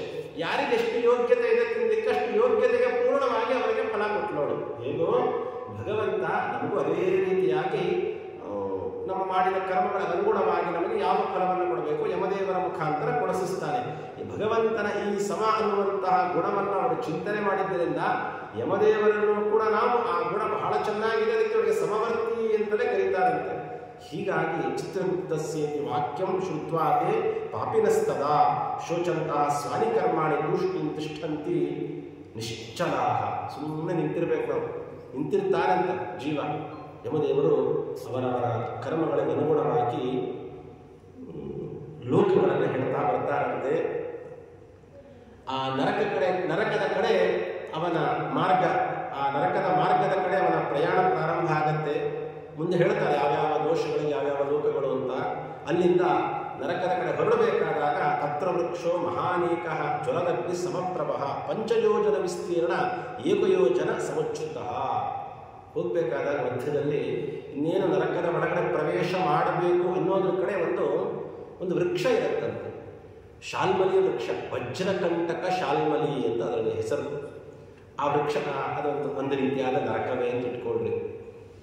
ಆ ವೃಕ್ಷ ಎಷ್ಟು ದೊಡ್ಡದಿರುತ್ತೆ ಅಂದರೆ 5 ಯೋಜನದ ವಿಸ್ತಾರ. 5 ಯೋಜನ, 1 ಯೋಜನ ಅಂದರೆ 12 ಮೈಲಿ ಇಂಟು ನೀವು 60 ಮೈಲಿ, 60 ಮೈಲಿಯಷ್ಟು ಮರ. ನಾವು ಸಾಮಾನ್ಯ ಹೇಳ್ತಿರ್ತೀವಿ ದೊಡ್ಡ ಆಲದ ಮರ ಅಂತ, ಇದಕ್ಕೆ ಹೇಳ್ತಿರ್ತೀವಿ. ಇದ್ರ ಮುಂದೆ ಏನಲ್ಲ, ಇದರ ತಾತ ಇದ್ದಂಗೆ ಇಟ್ಕೊಳ್ಬೇಕಾದ್ರೆ ಅಂಥ ದೊಡ್ಡ ವೃಕ್ಷ. ಆ ವೃಕ್ಷ ಬೆಂಕಿ ಹತ್ಕೊಂಡು ಉರಿತಾನೇ ಇರುತ್ತಂತೆ ಯಾವಾಗಲೂ ಕೂಡ. ಅಲ್ಲಿ ಹೋಗಿ ನಮ್ಮನ್ನ ತಲೆ ಕೆಳಗೆ ಮಾಡಿ ಕಟ್ಟುತ್ತಾರಂತೆ. ಮೊದಲನೇದು ಶುರು ಅಲ್ಲಿಂದ ಒಳಗಡೆ ಕರ್ಕೊಂಡು ಅದು ಮುಗಿಸ್ಕೊಂಡು ಅಲ್ಲಿಂದ ಒಳಗಡೆ ಕರ್ಕೊಂಡು ಹೋಗ್ತಾರಂತೆ. ಗರುಡದೇವರು ಪ್ರಶ್ನೆ ಮಾಡ್ತಾರೆ, ಸ್ವಾಮಿ ನರಕದ ಕಡೆ ಹೋದ್ರು ಅಂತ ಹೇಳಿದೆಯಲ್ಲ, ಆ ನರಕದ ಕಡೆ ಹೋಗ್ಬೇಕಾದ್ರೆ ಚಿತ್ರಗುಪ್ತರನ್ನ ಯಮದೇವರನ್ನ ನೀವು ಯಾವತ್ತಾದ್ರೂ ಪ್ರಾರ್ಥನೆ ಮಾಡ್ಕೊಂಡಿದ್ದೀರಾ, ಅವ್ರನ್ನ ಯಾವತ್ತಾದ್ರೂ ಸ್ಮರಣೆ ಮಾಡಿದ್ದೀರಾ ಅಂತ ಯಮದೂತರು ಕೇಳ್ಕೊಂಡು ಕರ್ಕೊಂಡು ಹೋಗ್ತಾರಂತೆ. ಅಲ್ಲಿ ಹೋಗ್ಬೇಕಾದ್ರೆ ಯಮಸ್ಯ ಚಿತ್ರಗುಪ್ತಸ್ಯ ನಕೃತಂ ಧ್ಯಾನಮುತ್ತಮಂ ನ ಜಪ್ತಶ್ಚ ತಯೋಹೋ ಮಂತ್ರೋ ನ ಭವೇತ್ ಏನ ಯಾತನ. ಯಾವತ್ತಾದ್ರೂ ಒಂದು ದಿವಸ ಯಮದೇವರನ್ನ ಸ್ಮರಣೆ ಮಾಡ್ಕೊಂಡಿದ್ದೀರಾ, ಚಿತ್ರಗುಪ್ತರ ಸ್ಮರಣೆ ಮಾಡಿದ್ದೀರಾ ಅಂತ ಕೇಳ್ತಾರಂತೆ. ಅದಕ್ಕೆ ನಾವು ಪ್ರತಿನಿತ್ಯ ಊಟ ಕೊಡುವ ಸಂದರ್ಭದಲ್ಲಿ ಚಿತ್ರಗುಪ್ತರನ್ನ ಸ್ಮರಣೆ ಮಾಡ್ತೀವಿ. ನಾವು ಅವರಿಗಾಗಿ ಒಂದು ಆಹುತಿಗಳನ್ನು ಪ್ರದಾನ ಮಾಡಬೇಕು ಅಂತ ಹೇಳ್ತಾರೆ. ಅದೇ ಪ್ರತಿನಿತ್ಯ ನಾವು ತರ್ಪಣಾದಿಗಳಿಂದ ಪ್ರಾರಂಭ ಮಾಡಿಕೊಂಡು ಎಲ್ಲ ಸಂದರ್ಭಗಳಲ್ಲೂ ಯಮದೇವರ ಸ್ಮರಣೆ ಮಾಡಬೇಕಾಗತ್ತೆ. ಅದ್ಯಾವುದು ನಾವು ಮಾಡಲಿಲ್ಲ ಅಂತಂದರೆ ಇಂಥ ಸಂದರ್ಭದಲ್ಲಿ ನಮಗೆ ಹೇಳಿ ಹೊಡಿತಾ ಬರ್ತಾರಂತೆ. ಲೋಹದಂಡ ಇಟ್ಕೊಂಡು ಬಿಟ್ಟಿರ್ತಾರೆ ಅವರ ಕೈಯಲ್ಲಿ, ಬಾರಿಸ್ತಾ ಇರ್ತಾರಂತೆ. ಅದನ್ನು ಹೇಳ್ತಾ ಒಳಗಡೆ ಕರ್ಕೊಂಡು ಹೋಗ್ತಾರೆ. ಗರುಡದೇವರು ಪ್ರಶ್ನೆ ಮಾಡ್ತಾರೆ, ಸ್ವಾಮಿ ನರಕದ ಬಗ್ಗೆ ಹೇಳ್ತೀನಿ ಅಂತೆಲ್ಲ, ಎಷ್ಟಿದೆ ನರಕಗಳು ಅಂತ ಕೇಳ್ತಾರೆ. ನರಕಗಳು ಎಷ್ಟಿದೆ ಅಂತೆ. ನರಕ ಬಹು ದುಃಖ ಬಹುಲ ತತ್ರ ವೃಕ್ಷ ಸಮೀಪತಃ. ಆ ವೃಕ್ಷದ ಹತ್ತಿರ ಇರುವಂಥ ನರಕಗಳು ಎಷ್ಟಿದೆ ಗೊತ್ತಾ? 84 ಲಕ್ಷಾಣಿ ನರಕ ಸಂತಿ ಖೇಚರ. 84 ಲಕ್ಷ ನರಕಗಳಿದೆ ಅಂತ ಹೇಳ್ತಾರೆ. ಒಂದಲ್ಲ ಎರಡಲ್ಲ, 84 ಲಕ್ಷ ನರಕಗಳು. ಅಷ್ಟೊಂದು ನರಕ ಬೇಕಾಗತ್ತ ಸ್ವಾಮಿ ಅಂತ ಕೇಳಿದ್ರೆ ಎಲ್ಲ ಹೌಸ್ಫುಲ್ ಆಗಿ ಹೋಗ್ತಿದೆ ಇವತ್ತಿನ ಕಾಲಕ್ಕೆ. ಯಾಕಂದ್ರೆ ಎಲ್ಲ ಹೋಗೋರೆಲ್ಲ ಅಲ್ಲೇ ಹೋಗೋ ಮಹಾನುಭಾವರು ಅಂತಹ ಕೆಲಸಗಳೇ ಮಾಡ್ಕೊಂಡಿದ್ರೆ ಇನ್ನೆಲ್ಲಿ ಖಾಲಿ ಇರಲಿಕ್ಕೆ ಸಾಧ್ಯ? ಸುಮ್ಮನೆ ಒಬ್ಬ ಕವಿ ಅವನ ಕಲ್ಪನೆಯಲ್ಲಿ ಹೇಳ್ತಾನಷ್ಟೇ, ಇದು ನಡೆದದ್ದಲ್ಲ. ಇಂದ್ರದೇವರು ಯಮದೇವರು ಇಬ್ಬರು ಬ್ರಹ್ಮದೇವರ ಹತ್ರ ಹೋಗ್ತಾರಂತೆ ಕೃತಯುಗದಲ್ಲಿ. ಕಲ್ಪನೆಯನ್ನು ಇಂದ್ರದೇವರು ಹೇಳ್ತಾರೆ, ಸ್ವಾಮಿ ನಾನು ನನ್ನ ಕೆಲಸ ಮಾಡಲ್ಲ ಬಿಟ್ಬಿಡ್ತೀನಿ ಅಂತಾರಂತೆ. ಯಮದೇವರು ಹೇಳ್ತಾರೆ, ನಾನು ನನ್ನ ಕೆಲಸ ಮಾಡಲ್ಲ ಬಿಟ್ಬಿಡ್ತೀನಿ ಅಂತಾರಂತೆ. ಯಾಕ್ರಪ್ಪ ಏನಾಯ್ತರಪ್ಪ ಅಂತ ಕೇಳಿದ್ರಂತೆ ಬ್ರಹ್ಮದೇವರು. ಇಂದ್ರದೇವರು ಅಂತಾರೆ, ಏನು ಸ್ವಾಮಿ ಎಷ್ಟು ಕೆಲಸ ನನಗೆ, ಒಬ್ಬನ ಕೈ ಇಷ್ಟೊಂದೆಲ್ಲ ಕೆಲಸ ಮಾಡ್ಲಿಕ್ಕಾಗತ್ತಾ? ಸ್ವರ್ಗವನ್ನು ಎಷ್ಟು ಅಂತ ಪಾಲನೆ ಮಾಡಿ ಎಷ್ಟು ಜನ ಬರ್ತಾರೆ ಗೊತ್ತಾ? ಅಷ್ಟು ಜನ ನೋಡೋದು ಹೇಗೆ, ಅವ್ರನ್ನೆಲ್ಲ ಕಾಪಾಡೋದು ಹೇಗೆ, ಅವ್ರಿಗೆಲ್ಲ ಬಹಳ ಕಷ್ಟ ಆಗ್ತದೆ, ನಾನಂತೂ ಕೆಲಸ ಮಾಡಲ್ಲ ಅಂತ ಹೇಳ್ತಾರಂತೆ. ಯಮದೇವರು ಕೇಳ್ತಾರೆ ಬ್ರಹ್ಮದೇವರು, ನೀನು ಯಾಕಪ್ಪ ಬಂದ್ಯಾ? ಸ್ವಾಮಿ ಏನು ಮಾಡಲಿ, ನೀವು ಪುಣ್ಯ ಕೊಡ್ತಾನೆ ಇದ್ದೀರಾ, ನೋಡ್ರೆ ನಾನು ಕೆಲಸನೇ ಮಾಡ್ತಿಲ್ಲ, ಸುಮ್ಮನೆ ಕೂತಿರ್ಬೇಕು.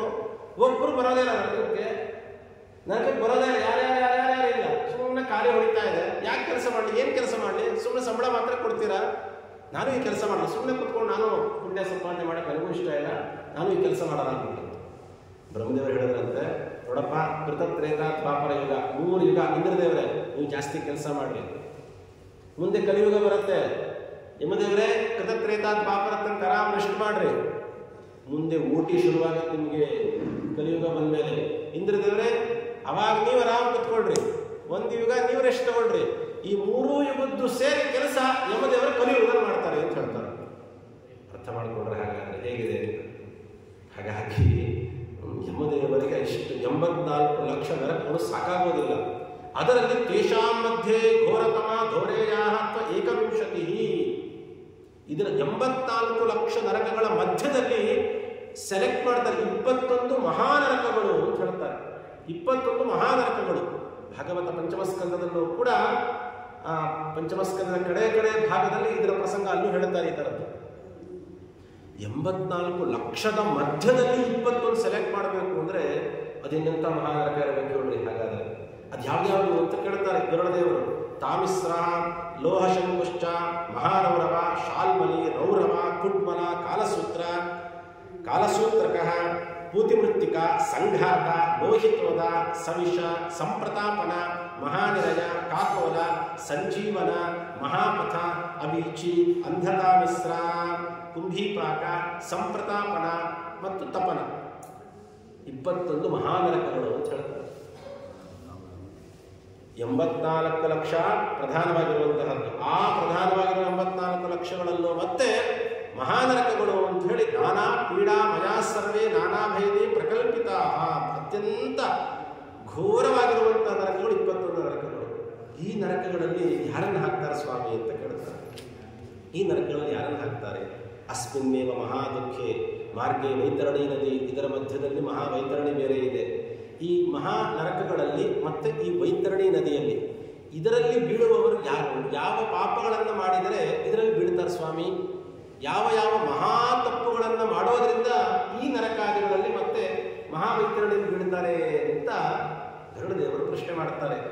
ಮಹಾಪಾಪಗಳಂತೆ ಇದು ಮುಂದೆ ಹೇಳೋ ಪಾಪಗಳನ್ನು ನಾವು ಅತ್ಯಂತ ಅನಾಯಾಸವಾಗಿ ಮಾಡ್ತಾ ಇದ್ದೀವಿ. ನಮ್ಮ ದುರಾದೃಷ್ಟ. ಜೀವನದಲ್ಲಿ ಒಮ್ಮೆ ಮಾಡುವಂತಹ ಎಷ್ಟೋ ಜೀವನಕ್ಕೆ ಒಮ್ಮೆ ಮಾಡುವಂತಹ ತಪ್ಪುಗಳನ್ನು ನಾವು ನಿತ್ಯ ಮಾಡ್ತಾ ಬದುಕ್ತಾ ಇದ್ದೀವಿ ಅಂದರೆ ಹೇಳ್ತಾ ಇರಲಿ. ಯಾವುದದು ಅಂತ ಕೇಳಿದ್ರೆ ಬ್ರಹ್ಮಜ್ಞಾಶ್ಚ ಸುರಾಪಾಶ್ಚ ಗೋಢ್ಯಾವ ಬಾಲಘಾತಕಾ ಸ್ತ್ರೀಘಾತಿ ಗರ್ಭಪಾತಿ ಚ ಯೇ ಚ ಪ್ರಚ್ಛನ್ನ ಪಾಪಿನಃ. ಬ್ರಹ್ಮಹತ್ಯ ಮಹಾಪಾಪ, ಇದನ್ನು ಯಾರು ಮಾಡಿರ್ತಾರೋ ಅವರನ್ನ 21 ಮಹಾನರಕಗಳು ವೈತರಣಿಗೆ ಹಾಕ್ತಾರಂತೆ. ಬ್ರಹ್ಮಹತ್ಯ ಏನು? ಬ್ರಹ್ಮಹತ್ಯ ಅಂದರೆ ಬ್ರಾಹ್ಮಣರನ್ನ ಕೊಲ್ಲುವಂತಹದ್ದು. ಬರೀ ಬ್ರಾಹ್ಮಣರು ಕೊಂದ್ರೇ ಮಾತ್ರ ಬರುವಂತಹ ದೋಷ ಏನಲ್ಲ ಇದು. ಮತ್ತೆ ಅವರನ್ನ ಅಪಮಾನ ಮಾಡೋದು, ಅವಮಾನ ಮಾಡೋದು, ಬೈಯೋದು, ಹೊಡೆಯೋದು ಇವು ಮಾಡಿದ್ರೂ ಸಾಕು, ಅದರಿಂದಲೂ ಬ್ರಹ್ಮಹತ್ಯೆ ಬರುತ್ತೆ. ಏನೋ ಆಕಸ್ಮಿಕವಾಗಿ ನಡೆದು ಹೋಯ್ತು ಸ್ವಾಮಿ, ದಯಮಾಡಿ ಕ್ಷಮಾ ಮಾಡು ಅಂತ ಕೇಳಿದರೆ ಈ ಬ್ರಹ್ಮಹತ್ಯ ಸರಿ. ಇದಕ್ಕಿಂತಲೂ ದೊಡ್ಡ ಬ್ರಹ್ಮಹತ್ಯೆ ಇದು ಯಾವುದು ಗೊತ್ತಾ? ಭಗವಂತನೇ ಇಲ್ಲ, ಭಗವಂತನ ಅಸ್ತಿತ್ವವನ್ನೇ ಒಪ್ಪೋದಿಲ್ಲ, ಅವನಿಗೆ ಗುಣವೇ ಇಲ್ಲ, ಆಕಾರವೇ ಇಲ್ಲ, ಇವೆಲ್ಲ ಹೇಳ್ತೀವಲ್ಲ, ಅದು ದೊಡ್ಡ ಬ್ರಹ್ಮಹತ್ಯ. ಚಿಕ್ಕದ್ರಿಂದ ಪ್ರಾರಂಭ ಮಾಡ್ತಾರೆ ಬ್ರಹ್ಮಹತ್ಯ. ಒಂದೊಂದು ಪಾಪಗಳು ಬಹಳ ವಿಶೇಷವಾಗಿ, ಅಷ್ಟೆಲ್ಲ ಸಮಯ ಇಲ್ಲ ಅಂತ ಇಟ್ಕೊಂಡ್ರಿ, ಸಣ್ಣದ್ರಿಂದ ಎಲ್ಲಿಯಿಂದ ಪ್ರಾರಂಭ ಮಾಡ್ತಾರೆ ಅಂದರೆ ಎಲ್ಲೆಲ್ಲಿ ಬ್ರಹ್ಮಹತ್ಯ, ಯಾವ ವಸ್ತುಗಳನ್ನು ಸ್ವೀಕಾರ ಮಾಡೋದ್ರಿಂದ ಬ್ರಹ್ಮಹತ್ಯ ಬರುತ್ತೆ ಅಂತ ಪ್ರಾರಂಭ ಮಾಡಿ ಭಗವಂತನ ಇರುವಿಕೆಯನ್ನು ಅಸ್ತಿತ್ವವನ್ನು ಒಪ್ಪೋದಿಲ್ಲ ಅಲ್ಲಿ ತನಕ ಬಹಳಷ್ಟು ಬ್ರಹ್ಮಹತ್ಯೆಗಳು ಬರುವ ಅವಕಾಶಗಳಿದೆ. ಉದಾಹರಣೆಗೆ ಈ ನೊರೆಯಲ್ಲಿ ಬ್ರಹ್ಮಹತ್ಯೆ ಇರುತ್ತೆ ಅಂತ ಹೇಳ್ತಾರೆ. ನದಿ ತೀರಗಳಿಗೆ ಹೋದಾಗ ಮೊದಲು ಒಂದ್ಸತಿ ನೀರನ್ನು ಹೀಗೆ ಚೆನ್ನಾಗಿ ಒಂದ್ಸತಿ ಮಾಡ್ಕೊಂಡು ನಂತರದಲ್ಲಿ ಪ್ರೋಕ್ಷಣಾದಿಗಳನ್ನು ಮಾಡ್ಕೊಳ್ಬೇಕು. ನಾವು ನಮಗೆ ಸಿಕ್ಕ ನಿಂತ ಮೊದಲ ನೀರಿನಲ್ಲಿ ಬ್ರಹ್ಮಹತ್ಯೆ ಇರುತ್ತೆ, ಅದನ್ನು ಶುದ್ಧಿ ಮಾಡ್ಕೊಂಡು ನಂತರ ನಾವು ಪ್ರೋಕ್ಷಣಾದಿಗಳನ್ನು ಮಾಡ್ಕೊಳ್ಬೇಕು. ನೊರೆ ಪದಾರ್ಥಗಳಲ್ಲಿ ಬ್ರಹ್ಮಹತ್ಯೆ ಇರುತ್ತೆ, ಇನ್ನು ಅದನ್ನು ಸ್ವೀಕಾರವೇ ಮಾಡಿಬಿಟ್ರೆ ಲೆಕ್ಕ ಹಾಕ್ರಿ. ನಾವು ಸ್ವೀಕಾರ ಮಾಡಲ್ಲ, ಖಂಡಿತ ಮಾಡ್ತೀವಿ. ಪ್ರತಿನಿತ್ಯ ಹಾಲು ಇತ್ಯಾದಿಗಳನ್ನು ಕುಡಿಬೇಕಾದಾಗ ಮೇಲಿನಿಂದ ಕೆಳಗೆ, ಕೆಳಗಿಂದ ಮೇಲೆ ಚೆನ್ನಾಗಿ ಕೈಯಾಡಿಸ್ಕೊಂಡು ಕುಡಿತೀವಲ್ಲ, ಆ ನೊರೆಯಲ್ಲಿ ಬ್ರಹ್ಮಹತ್ಯೆ ಇರುತ್ತೆ ಅಂತ ಹೇಳ್ತಾರೆ. ಇಂಥ ಚಿಕ್ಕದ್ರಿಂದ ಪ್ರಾರಂಭ ಮಾಡಿಕೊಂಡು ಭಗವಂತನೇ ಇಲ್ಲ ಅನ್ನುವ ತನಕ ಎಷ್ಟು ಸತಿ ನಾವು ಅಥವಾ ಭಗವಂತನ ಗುಣಗಳನ್ನು ನಮ್ಮ ಮೇಲೆ ಆರೋಪ ಮಾಡ್ಕೊಳ್ತೀವಲ್ಲ, ಇದೆಲ್ಲ ಒಂದು ರೀತಿ ಬ್ರಹ್ಮಹತ್ಯೆ.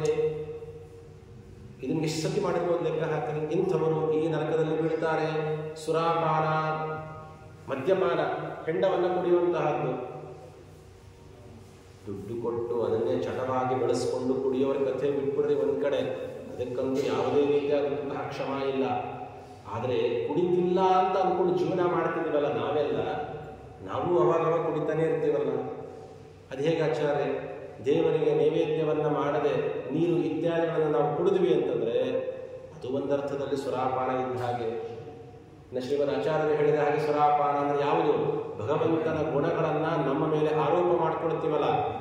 ಭಗವಂತ ಸರ್ವತಂತ್ರ ಸ್ವತಂತ್ರ, ಆ ಸ್ವಾತಂತ್ರ್ಯವನ್ನು ನಮ್ಮ ಮೇಲೆ ನಾವು ಆರೋಪ ಮಾಡಿಕೊಂಡ್ರೆ ಅದು ಒಂದು ರೀತಿಯಾದ ಸುರಾಪಾನವೇ. ನಿಂತ್ಕೊಂಡು ನೀರು ಕುಡಿತೀವಿ, ಓಡಾಡ್ಕೊಂಡು ನೀರು ಕುಡಿತೀವಿ, ಕುಡಿಬಾರದ ಕಡೆ ನೀರು ಕುಡಿತೀವಿ, ಕುಡಿಬಾರದವರ ಕೈಯಲ್ಲಿ ನೀರು ಕುಡಿತೀವಿ ಅಥವಾ ತಿಂತೀವಿ. ಭೋಜನಕ್ಕೆ ಕೂತಾಗ ಎಡಬದಿಯಲ್ಲಿ ಇಟ್ಕೊಂಡು ನೀರು ಕುಡಿಬಾರದು ಅಂತ ಹೇಳ್ತಾರೆ. ಎಡಗಡೆ ಇಟ್ಕೊಂಡು ಹಾಗೆ ಕುಡಿಬಿಡ್ತೀವಿ, ಅದು ಸುರಾಪಾನ ಇದ್ದ ಹಾಗೆ. ಅದನ್ನು ತಗೊಂಡು ಬಲಗೈಯ ಬಲಗಂಟಿಗೆ ಅದನ್ನು ಸ್ಪರ್ಶ ಮಾಡಿ ನಂತರದಲ್ಲಿ ಭಗವಂತನ ಸ್ಮರಣೆ ಮಾಡ್ತಾ ಕುಡಿಬೇಕು. ಇಲ್ಲ ಅಂದರೆ ಸುರೆಗೆ ಸಮಾನ. ಹಾಗಾದರೆ ಎಷ್ಟು ಲೀಟರ್ ಗಟ್ಟಲೆ ಕುಡಿದಿದ್ದೀವಿ ಲೆಕ್ಕ ಹಾಕ್ಕೊಳ್ರಿ. ಹಾಗಾದರೆ ಗೋಘ್ನ, ಬಾಲಘಾತಕ, ಗೋಹತ್ಯಾದಿಗಳು ಮಾಡುವಂತಹದ್ದು. ಗೋಹತ್ಯೆ ಮಾಡಲೇಬೇಕು ಅಂತಿಲ್ಲ, ಮತ್ತು ಗೋಹತ್ಯೆ ಮಾಡಿದರಂತೂ ಮುಗದೇ ಹೋಯಿತು. ಅದಕ್ಕೆ ಹೊಡೆಯೋದು, ಬಡಿಯೋದು, ಅದಕ್ಕೆ ಹಿಂಸೆ ಕೊಡೋರಿಗೆ ನಾವು ಪೋಷಣೆ ಮಾಡೋದು, ಇವೆಲ್ಲ ಮಾಡ್ತಾ ಇದ್ದೀವಿ ಅನಿವಾರ್ಯವಾಗಿ. ಅದು ಒಂದು ರೀತಿ ಗೋಹತ್ಯೆ. ಬಾಲಘಾತಕ, ಸ್ತ್ರೀಘಾತಿ, ಸ್ತ್ರೀಯರನ್ನು ಹತ್ಯೆ ಮಾಡೋದು. ಇದರರ್ಥ ಹತ್ಯೆ ಅಂದರೆ ಅವರಿಗೆ ಅವಮಾನ ಮಾಡೋದು. ಗರ್ಭಪಾತಿ, ಗರ್ಭವನ್ನು ಪತನಗೊಳಿಸುವಂತಹದ್ದು. ಎಲ್ಲರ ಜೀವನದಲ್ಲೂ ಒಂದಲ್ಲ ಒಂದು ನಡೆದೇ ಇರ್ತಾವೆಲ್ಲ. ಯೇ ಹರಂತಿ ಗುರುವರ ದ್ರವ್ಯಂ ದೇವದ್ರವ್ಯಂ ದ್ವಿಜಸ್ಯವ ಸ್ತ್ರೀದ್ರವ್ಯ ಹಾರಿಣೋ ಏಚ ಬಾಲದ್ರವ್ಯ ಹರಾಶ್ಚಜೆ.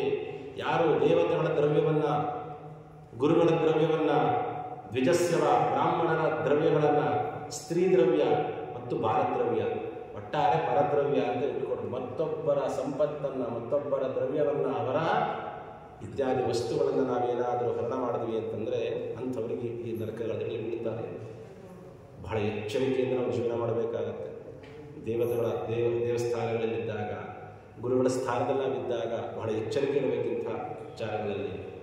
ಎಲ್ಲ ಸರಿ ಆಚಾರ್ಯ. ಈ ಸ್ತ್ರೀ ದ್ರವ್ಯ ಅಂದರೆ ಏನಾಚಾರ್ಯ? ಇವತ್ತಿನ ಕಾಲಕ್ಕೆ ಅದು ಆರಾಮಾಗಿ ಅರ್ಥ ಆಗ್ಬಿಡುತ್ತೆ. ಇವತ್ತಿನ ಕಾಲಕ್ಕೆ ಎಲ್ಲರೂ ಕೆಲಸಕ್ಕೆ ಹೋಗ್ತಾರೆ, ಸ್ತ್ರೀ ದ್ರವ್ಯ ಅಂತ ಆಗೋದು. ಅದು ತುಂಬ ಹಳೆಯ ಕಾಲದಲ್ಲೆಲ್ಲ ನಿಮಗೆ ಪುರುಷರು ಹೋಗಿ ಬರ್ತಾಯಿದ್ರು, ದುಡ್ಕೊಂಡು ಬರ್ತಾ ಇದ್ರು. ಸ್ತ್ರೀ ದ್ರವ್ಯ ಅವ್ರದ್ದೇ ಯಾವುದು ಹಣ, ಪ್ರತ್ಯೇಕ ಹಣ ಅಂತೇನು ಇರ್ತಿಲ್ಲ. ತಂದೆ ಹಣ ಇಲ್ಲ ಗಂಡನ ಹಣ. ಈ ಸ್ತ್ರೀಯರ ಹಣ ಅಂದರೆ ಯಾವಾಚಾರ್ಯ ಅಂತ ಕೇಳಿದ್ರೆ, ಸ್ತ್ರೀಯರು ವಿವಾಹಿತರಾದ ಮೇಲೆ ಅಕಸ್ಮಾತ್ ಏನಾದರೂ ಅವರ ತವರು ಮನೆಯಿಂದ ಏನಾದರೂ ಒಂದಿಷ್ಟು ಅವರ ಅಪ್ಪ ಅಮ್ಮ ಏನಾದರೂ ಉಡುಗೊರೆಯಾಗಿ ಏನಾದರೂ ಒಂದಿಷ್ಟು ಕೊಟ್ಟಿದ್ರೆ ಅದನ್ನು ಉಪಯೋಗಿಸ್ಬೇಕಾದ್ರೆ ಗಂಡ ಹೆಂಡತಿಯ ಅನುಮತಿಯನ್ನು ಪಡೆದೇ ಉಪಯೋಗಿಸ್ಬೇಕು ಅಂತ ಒಂದು ಮಾತಿದೆ. ಅದನ್ನು ಪಡೆಯದೆ ಉಪಯೋಗಿಸ್ತಾ ಅಂತದ್ದು, ಕೇಳಿದ ಉಪಯೋಗಿಸ್ತಾ ಅಂದರೆ ಅದು ಸ್ತ್ರೀ ದ್ರವ್ಯ ಹಾನಿಯಾಗ್ತಾನಂತೆ. ಇದು ಒಂದು ಅರ್ಥದಲ್ಲಿ. ಇನ್ನೊಂದು ಅರ್ಥದಲ್ಲಿ ಇವತ್ತಿನ ಭಾಷೆ ಲೌಕಿಕವಾಗಿ ಹೇಳಬೇಕು ಅನ್ನೋದಾಯಿತು ಅಂದರೆ, ಪಾಪ ಗಂಡ ಒಳ್ಳೆ ಕಡೆ ಕೆಲಸ ಮಾಡ್ಕೊಂಡಿರ್ತಾನೆ, ಅವನು ಮೃತನಾಗ್ಬಿಟ್ಟಿರ್ತಾನೆ. ಪಾಪ ಏನೋ ಒಂದಿಷ್ಟು ಪೆನ್ಷನ್ನು ಅಂತ ಬರ್ತಿರುತ್ತೆ, ಅದರಲ್ಲೇ ಜೀವನ ಮಾಡ್ಕೊಂಡಿರಬೇಕು ಅಂತ ಅನ್ಕೊಂಡಿರ್ತಾಳೆ. ಪಾಪ ಮಕ್ಕಳು ಗಿಕ್ಕಳು ಇನ್ಯಾರೋ ಅದನ್ನು ಹೇಗೆ ಆದರೂ ಮಾಡಿ ಅಪಹರಣ ಮಾಡಬೇಕು, ಅದನ್ನು ಕಮ್ಮಿ ಬಂತು ಅಂಥೇಳಿ ಆ ದುಡ್ಡನ್ನು ಹೊಡೆಯೋದು, ಬಡಿಯೋದು, ಇದು ಯಾವುದೂ ಕೂಡ ನಾವು ಮಾಡದೇ ಇರೋದು ಯಾವುದೂ ಹೇಳೇ ಇಲ್ಲ. ಇಲ್ಲಿ ವೇದವ್ಯಾಸದೇವರು ಎಲ್ಲವನ್ನ ನಾವು ಮಾಡೇ ಇರ್ತೀವಿ. ನಾವು ಈ ರೀತಿಯಾಗಿ ಅಂಥವರ ಹಣವನ್ನು ನಾವು ಉಪಯೋಗಿಸ್ಕೊಂಡ್ರೆ ಅದು ಸ್ತ್ರೀ ದ್ರವ್ಯ ಹಾಗೆ. ಇನ್ನು ಬಾಲದ್ರವ್ಯ, ಚಿಕ್ಕ ಚಿಕ್ಕ ಮಕ್ಕಳದು ಹಣ ಅಂದರೆ ಏನಂಗಾರೆ ಅಂತ ಕೇಳಿದ್ರೆ, ಯಾರೋ ಮನೆಗೇನೋ ಬಂದಿರ್ತಾರೆ, ಮಕ್ಕಳ ಕೈಯಲ್ಲಿ ಅಂತ ಒಂದಿಷ್ಟು ಹಬ್ಬಕ್ಕೋ ಖುಷಿಗೋ ಕೊಟ್ಟಿರ್ತಾರೆ. ಅದನ್ನು ತಗೊಳ್ಳೋದು, ನಮ್ಗೆ ಯಾವುದಕ್ಕೂ ಬೇಕೋ ಅದಕ್ಕೆ ಖರ್ಚು ಮಾಡ್ಕೊಳ್ಳೋದು. ಹಾಗೆ ಮಾಡಬಾರ್ದಂತೆ. ಮತ್ತೆ ಅದು ಮಕ್ಕಳಿಗಾಗಿ ಮೀಸಲಾಗಿ ಇಡಬೇಕಂತೆ. ಅದನ್ನು ಕೂಡಿಟ್ಟು ಅವರ ಗುರುಗಳಿಗೆ ಅದನ್ನು ತಲುಪಿಸುವ ವ್ಯವಸ್ಥೆ ಮಾಡಬೇಕು. ಉದಾಹರಣೆ, ಗುರುಕುಲದಲ್ಲಿ ವಿದ್ಯಾಭ್ಯಾಸ ಮಾಡ್ತಿರ್ತಾರೆ, ಗುರುಕುಲದಲ್ಲಿ ಇರ್ತಾರೆ, ಮನೆಗೇನೋ ಹಬ್ಬಕ್ಕೆ ಅಂತ ಬಂದಿರ್ತಾರೆ, ಯಾರೋ ಒಬ್ಬರೊಂದಿಷ್ಟು ಹಣ ಕೊಟ್ಟರು, ಉಪಯೋಗಿಸು ಅಂತೇಳಿ ಸಾಮಾನ್ಯ ಕೊಡ್ತಿರ್ತಾರೆ ಹಿರಿಯರ ಮನೆಗೆ ಬಂದರೆ. ಅದನ್ನು ತಗೊಂಡು ನಾವು ಉಪಯೋಗಿಸ್ಕೊಂಡ್ಬಿಡೋದು. ಹಾಗೆ ಮಾಡಬಾರದು. ವಿದ್ಯಾರ್ಥಿ ಜೀವನದಲ್ಲಿ ವಿದ್ಯಾರ್ಥಿಗೆ ಬಂದ ಹಣ ಅದು ಗುರುಗಳಿಗೆ ಸಂಬಂಧಪಟ್ಟದ್ದು. ಸರಿ, ವಿದ್ಯಾಪೀಠಕ್ಕೇನೋ ಇಲ್ಲ, ಗುರುಕುಲದಲ್ಲಿ ಇಲ್ಲ ಅಂತ ಇಟ್ಕೊಂಡು ಮತ್ತಂಥದ್ದು ಅವನಿಗೋಸ್ಕರ ಏನಾದರೂ ಅದನ್ನು ವ್ಯವಸ್ಥೆ ಮಾಡ್ಕೊಂಡು, ನಿನ್ನ ಜೀವನಕ್ಕೆ ಬೇಕು ಅಂಥೇಳಿ ಅದನ್ನು ಯಾವುದಕ್ಕೂ ವ್ಯವಸ್ಥೆ ಮಾಡ್ಕೊಳ್ಬೇಡ. ಅನಿವಾರ್ಯ ಪಕ್ಷಗಳು ಬೇರೆ ಅಂದರೆ ಸೂಕ್ಷ್ಮವಾಗಿ ತಿಳಿಸ್ಕೊಡ್ತಾ ಇರ್ತಾರೆ ದೇವರು ನಮಗೆ. ಈ ಋಣಂ ನ ಪ್ರಯಚ್ಛಂತಿ ಏವೈ ನಸಾಪಹಾರಕಾಃ ವಿಶ್ವಾಸಘಾತಕಾಯ ಚ ಸವಿಷಾನ್ನೇನ ಮಾರಕಾಃ. ಇನ್ನೊಂದು ಬಹಳ ದೊಡ್ಡ ದೋಷ ವಿಶ್ವಾಸಘಾತಕ. ಭಗವಂತನ ಗುಣಗಳನ್ನು ಚಿಂತನೆ ಮಾಡ್ತಾ ಅವರ ಉಪಕಾರವನ್ನು ನಾವು ಸ್ಮರಣೆ ಮಾಡೋದಿಲ್ವಲ್ಲ, ಇದಕ್ಕಿಂತಲೂ ದೊಡ್ಡ ವಿಶ್ವಾಸಘಾತಕ ಬೇಕಾದ ಯೋಚನೆ ಮಾಡ್ತೀವಿ. ಲೌಕಿಕವಾಗಿ ಹೇಳೋದಾಯಿತು ಅಂದರೆ ಯಾರಿಂದ ನಾವು ಏನಾದ್ರು ಉಪಕಾರ ತೊಗೊಂಡಿರ್ತೀವಿ, ಅದನ್ನು ಮರೆತು ಬಿಡೋದು. ಮರಳಿ ಉಪಕಾರ ಮಾಡೋದು ಬಿಟ್ಬಿಡ್ರಿ, ಮಾಡಿದ ಉಪಕಾರವನ್ನು ಸ್ಮರಣೆ ಕೂಡ ನಾವು ಮಾಡ್ಕೊಳ್ಳಿಲ್ಲ ಅಂದರೆ ಉಪಕಾರ ಮಾಡಿದವ್ರಿಗೆ ಎಷ್ಟು ಬೇಜಾರಾಗುತ್ತೆ. ಯಾವುದೋ ಒಂದು ವಿಚಾರದಲ್ಲಿ ನಮಗವರು ವಿಶ್ವಾಸ ಇಟ್ಟಿರ್ತಾರೆ, ನಂಬಿಕೆ ಇಟ್ಟಿರ್ತಾರೆ, ಆ ನಂಬಿಕೆಗೆ ದ್ರೋಹ ಬಗೆದ್ರೆ ಹೇಗಿರುತ್ತೆ? ಇಂಥ ನಂಬಿಕೆಯನ್ನು ಇಟ್ಟೇ ಭಗವಂತ ನಮಗೆ ಈ ದೇಹ ಕೊಟ್ಟದ್ದು. ಸಾಧನ ಶರೀರವಿದ್ದು ನೀ ದಯದಿ ಕೊಟ್ಟದ್ದು. ಈ ಶರೀರ ನಮಗೆ ಕೊಟ್ಟಿರೋದು ಭಗವಂತ ಸಾಧನೆ ಮಾಡ್ತಾನೆ ಇವನು ಅನ್ನುವ ನಂಬಿಕೆಯಿಂದ, ವಿಶ್ವಾಸದಿಂದ. ಆದರೆ ನಾವು ಹೇಗೆ ಮಾಡ್ಕೊಳ್ತಾ ಇದ್ದೀವಿ? ನಾವು ಕೃತಜ್ಞರು, ಭಗವಂತ ಮಾಡಿದ ಉಪಕಾರದ ಸ್ಮರಣೆಯೂ ಇಲ್ಲ, ಅವನು ನಮ್ಮ ಮೇಲೆ ಇಟ್ಟಂಥ ವಿಶ್ವಾಸವನ್ನು ಉಳಿಸ್ಕೊಡ್ತಾ ಇದ್ದಾನೆ. ಲೌಕಿಕವಾಗಿ ಮಾಡಿದ್ದು ಹೇಗೋ ಭಗವಂತ ಕ್ಷಮಿಸ್ತಾನೆ, ದೇವರಿಗೆ ದ್ರೋಹ ಮಾಡ್ತೀವಿ, ನಂಬಿಕೆ ದ್ರೋಹ. ಯೋಚನೆ ಮಾಡ್ರೆ ಹಾಗಾದ್ರೆ ಯಾರೋ ಒಬ್ಬ ವ್ಯಕ್ತಿ ಇದ್ದ, ಎಲ್ಲ ಕೇಳಿರ್ತೀರ ಅನೇಕ ಬಾರಿ, ಕಾಡನ್ನು ಕೂಡ ಹೋಗ್ತಾ ಇರ್ತಾನೆ, ಒಂದು ಸಿಂಹ ಅಟ್ಟಿಸ್ಕೊಂಡು ಬಂದ್ಬಿಡ್ತವನನ್ನ. ದೊಡ್ಡದೊಂದು ವೃಕ್ಷ ಕಾಣಿಸ್ತು, ಒಬ್ಬ ಮರ ಹತ್ಕೊಳ್ಳೋಣಪ್ಪ, ಸಿಂಹದ ಮೇಲೆ ತಪ್ಪಿಸ್ಕೊಂಡ್ರೆ ಸಾಕು ಅನ್ಕೊಂಡ. ಹಂಗೂ ಹಿಂಗೂ ಮಾಡಿ ಓಡಿ ಓಡಿ ಓಡಿ ಮರ ಹತ್ತದ. ಮರ ಹತ್ತಿ ಉಸಿರು ಬಿಡೋಣ ಅಂತ ಕಂಡುಬಿಟ್ಟು ನೋಡ್ತಾನೆ, ದೊಡ್ಡ ಕರಡಿ. ಹೆದರ್ಕೊಂಡ್ಬಿಟ್ಟ, ಅಯ್ಯೋ ಅಲ್ಲದಕ್ಕೆ ತಪ್ಪಿಸ್ಕೊಂಡು ಇಲ್ಲಿ ಬರೋಣ, ಇದೇ ತಿಂದು ಹಾಕ್ಬೇಕು, ಏನು ಮಾಡಬೇಕು? ಆ ಕರಡಿ ಹೇಳಿದಂತೆ ಯೋಚನೆ ಮಾಡಬೇಡ, ಈ ವೃಕ್ಷ ನನ್ನ ಮನೆ ಇದ್ದ ಹಾಗೆ, ಇದರಲ್ಲಿ ನೀನು ಬಂದಿದೆಯಾ ಅಂದರೆ ನಮ್ಮ ಮನೆಗೆ ಬಂದಿರೋ ಅತಿಥಿ ಇದ್ದ ಹಾಗೆ. ಹಾಗಾಗಿ ನಿನ್ನನ್ನು ಏನೂ ಮಾಡಲ್ಲ, ನಾನು ಧೈರ್ಯವಾಗಿರೋ, ನನ್ನ ಮೇಲೆ ವಿಶ್ವಾಸ ಇಡು, ನನ್ನ ಮೇಲೆ ನಂಬಿಕೆ ಇಡು ಅಂತ ಹೇಳ್ತಾರೆ ಕರಡಿ. ಅಂತೂ ಉಸಿರು ಬಿಟ್ಟಾಗ ಕುತ್ಕೊಂಡ. ಅವರಿಬ್ಬರು ಒಂದು ಮಾತಾಡ್ಕೊಂಡ್ಬಂದು, ಆ ಮನುಷ್ಯ ಮತ್ತು ಕರಡಿ ಇಬ್ಬರು ಮಾತಾಡ್ಕೊಂಡ್ರಂತೆ. ಏನಂದರೆ, ನಾವಿಬ್ಬರು ಇಲ್ಲೇ ಒಟ್ಟಿಗೆ ಮಲ್ಕೊಂಡ್ಬಿಟ್ರೆ ರಾತ್ರಿ ಆಯಿತು, ಯಾರು ಬೇಕಾದ್ರೂ ಕೆಳಗೆ ಬಿಟ್ಬಿಡ್ತೀವಿ, ಮತ್ತೆ ಆ ಸಿಂಹ ಕಚ್ಕೊಂಡು ತಿಳ್ಕೊಂಡು ಹೊರಟೋಣ. ಒಂದು ಕೆಲಸ ಮಾಡೋಣ, ನಾವಿಬ್ಬರು ಮಾತಾಡಿಕೊಂಡು ಸ್ವಲ್ಪ ಹೊತ್ತು ನೀನು ಮಲ್ಕೋ, ನಾನು ಇದ್ದು ನಿನ್ನನ್ನು ನೋಡ್ಕೊಳ್ತೀನಿ, ಆಮೇಲೆ ನಾನು ಮಲ್ಕೊಳ್ತೀನಿ, ನೀನು ನನ್ನನ್ನು ನೋಡ್ಕೋ ಅಂತ ಕರಡಿ ಹೇಳುತ್ತಂತೆ. ಮನುಷ್ಯನಿಗೆ ಭಯ ಸರಿ ಸರಿ ಅಂತ ಅನಿಸ್ತು. ಕರಡಿ ಹೇಳುತ್ತಂತೆ, ಪಾಪ ಓಡೋಡು ಬಂದು ನೀನು ಸುಸ್ತಾಗಿದೆಯಾ, ಮೊದಲು ನೀನು ಮಲ್ಕೊಂಡ್ಬಿಡು, ನಾನು ನಿನ್ನನ್ನು ಕಾಯ್ತೀನಿ, ಆಮೇಲೆ ನಾನು ಮಲ್ಕೊಳ್ತೀನಿ, ನೀನು ನನ್ನನ್ನು ಕಾಯಿ ಅಂತ ಹೇಳ್ತಾರೆ. ಆಗಲಿ ಅಂತ ಮಲ್ಕೊಂಡ ಮನುಷ್ಯ.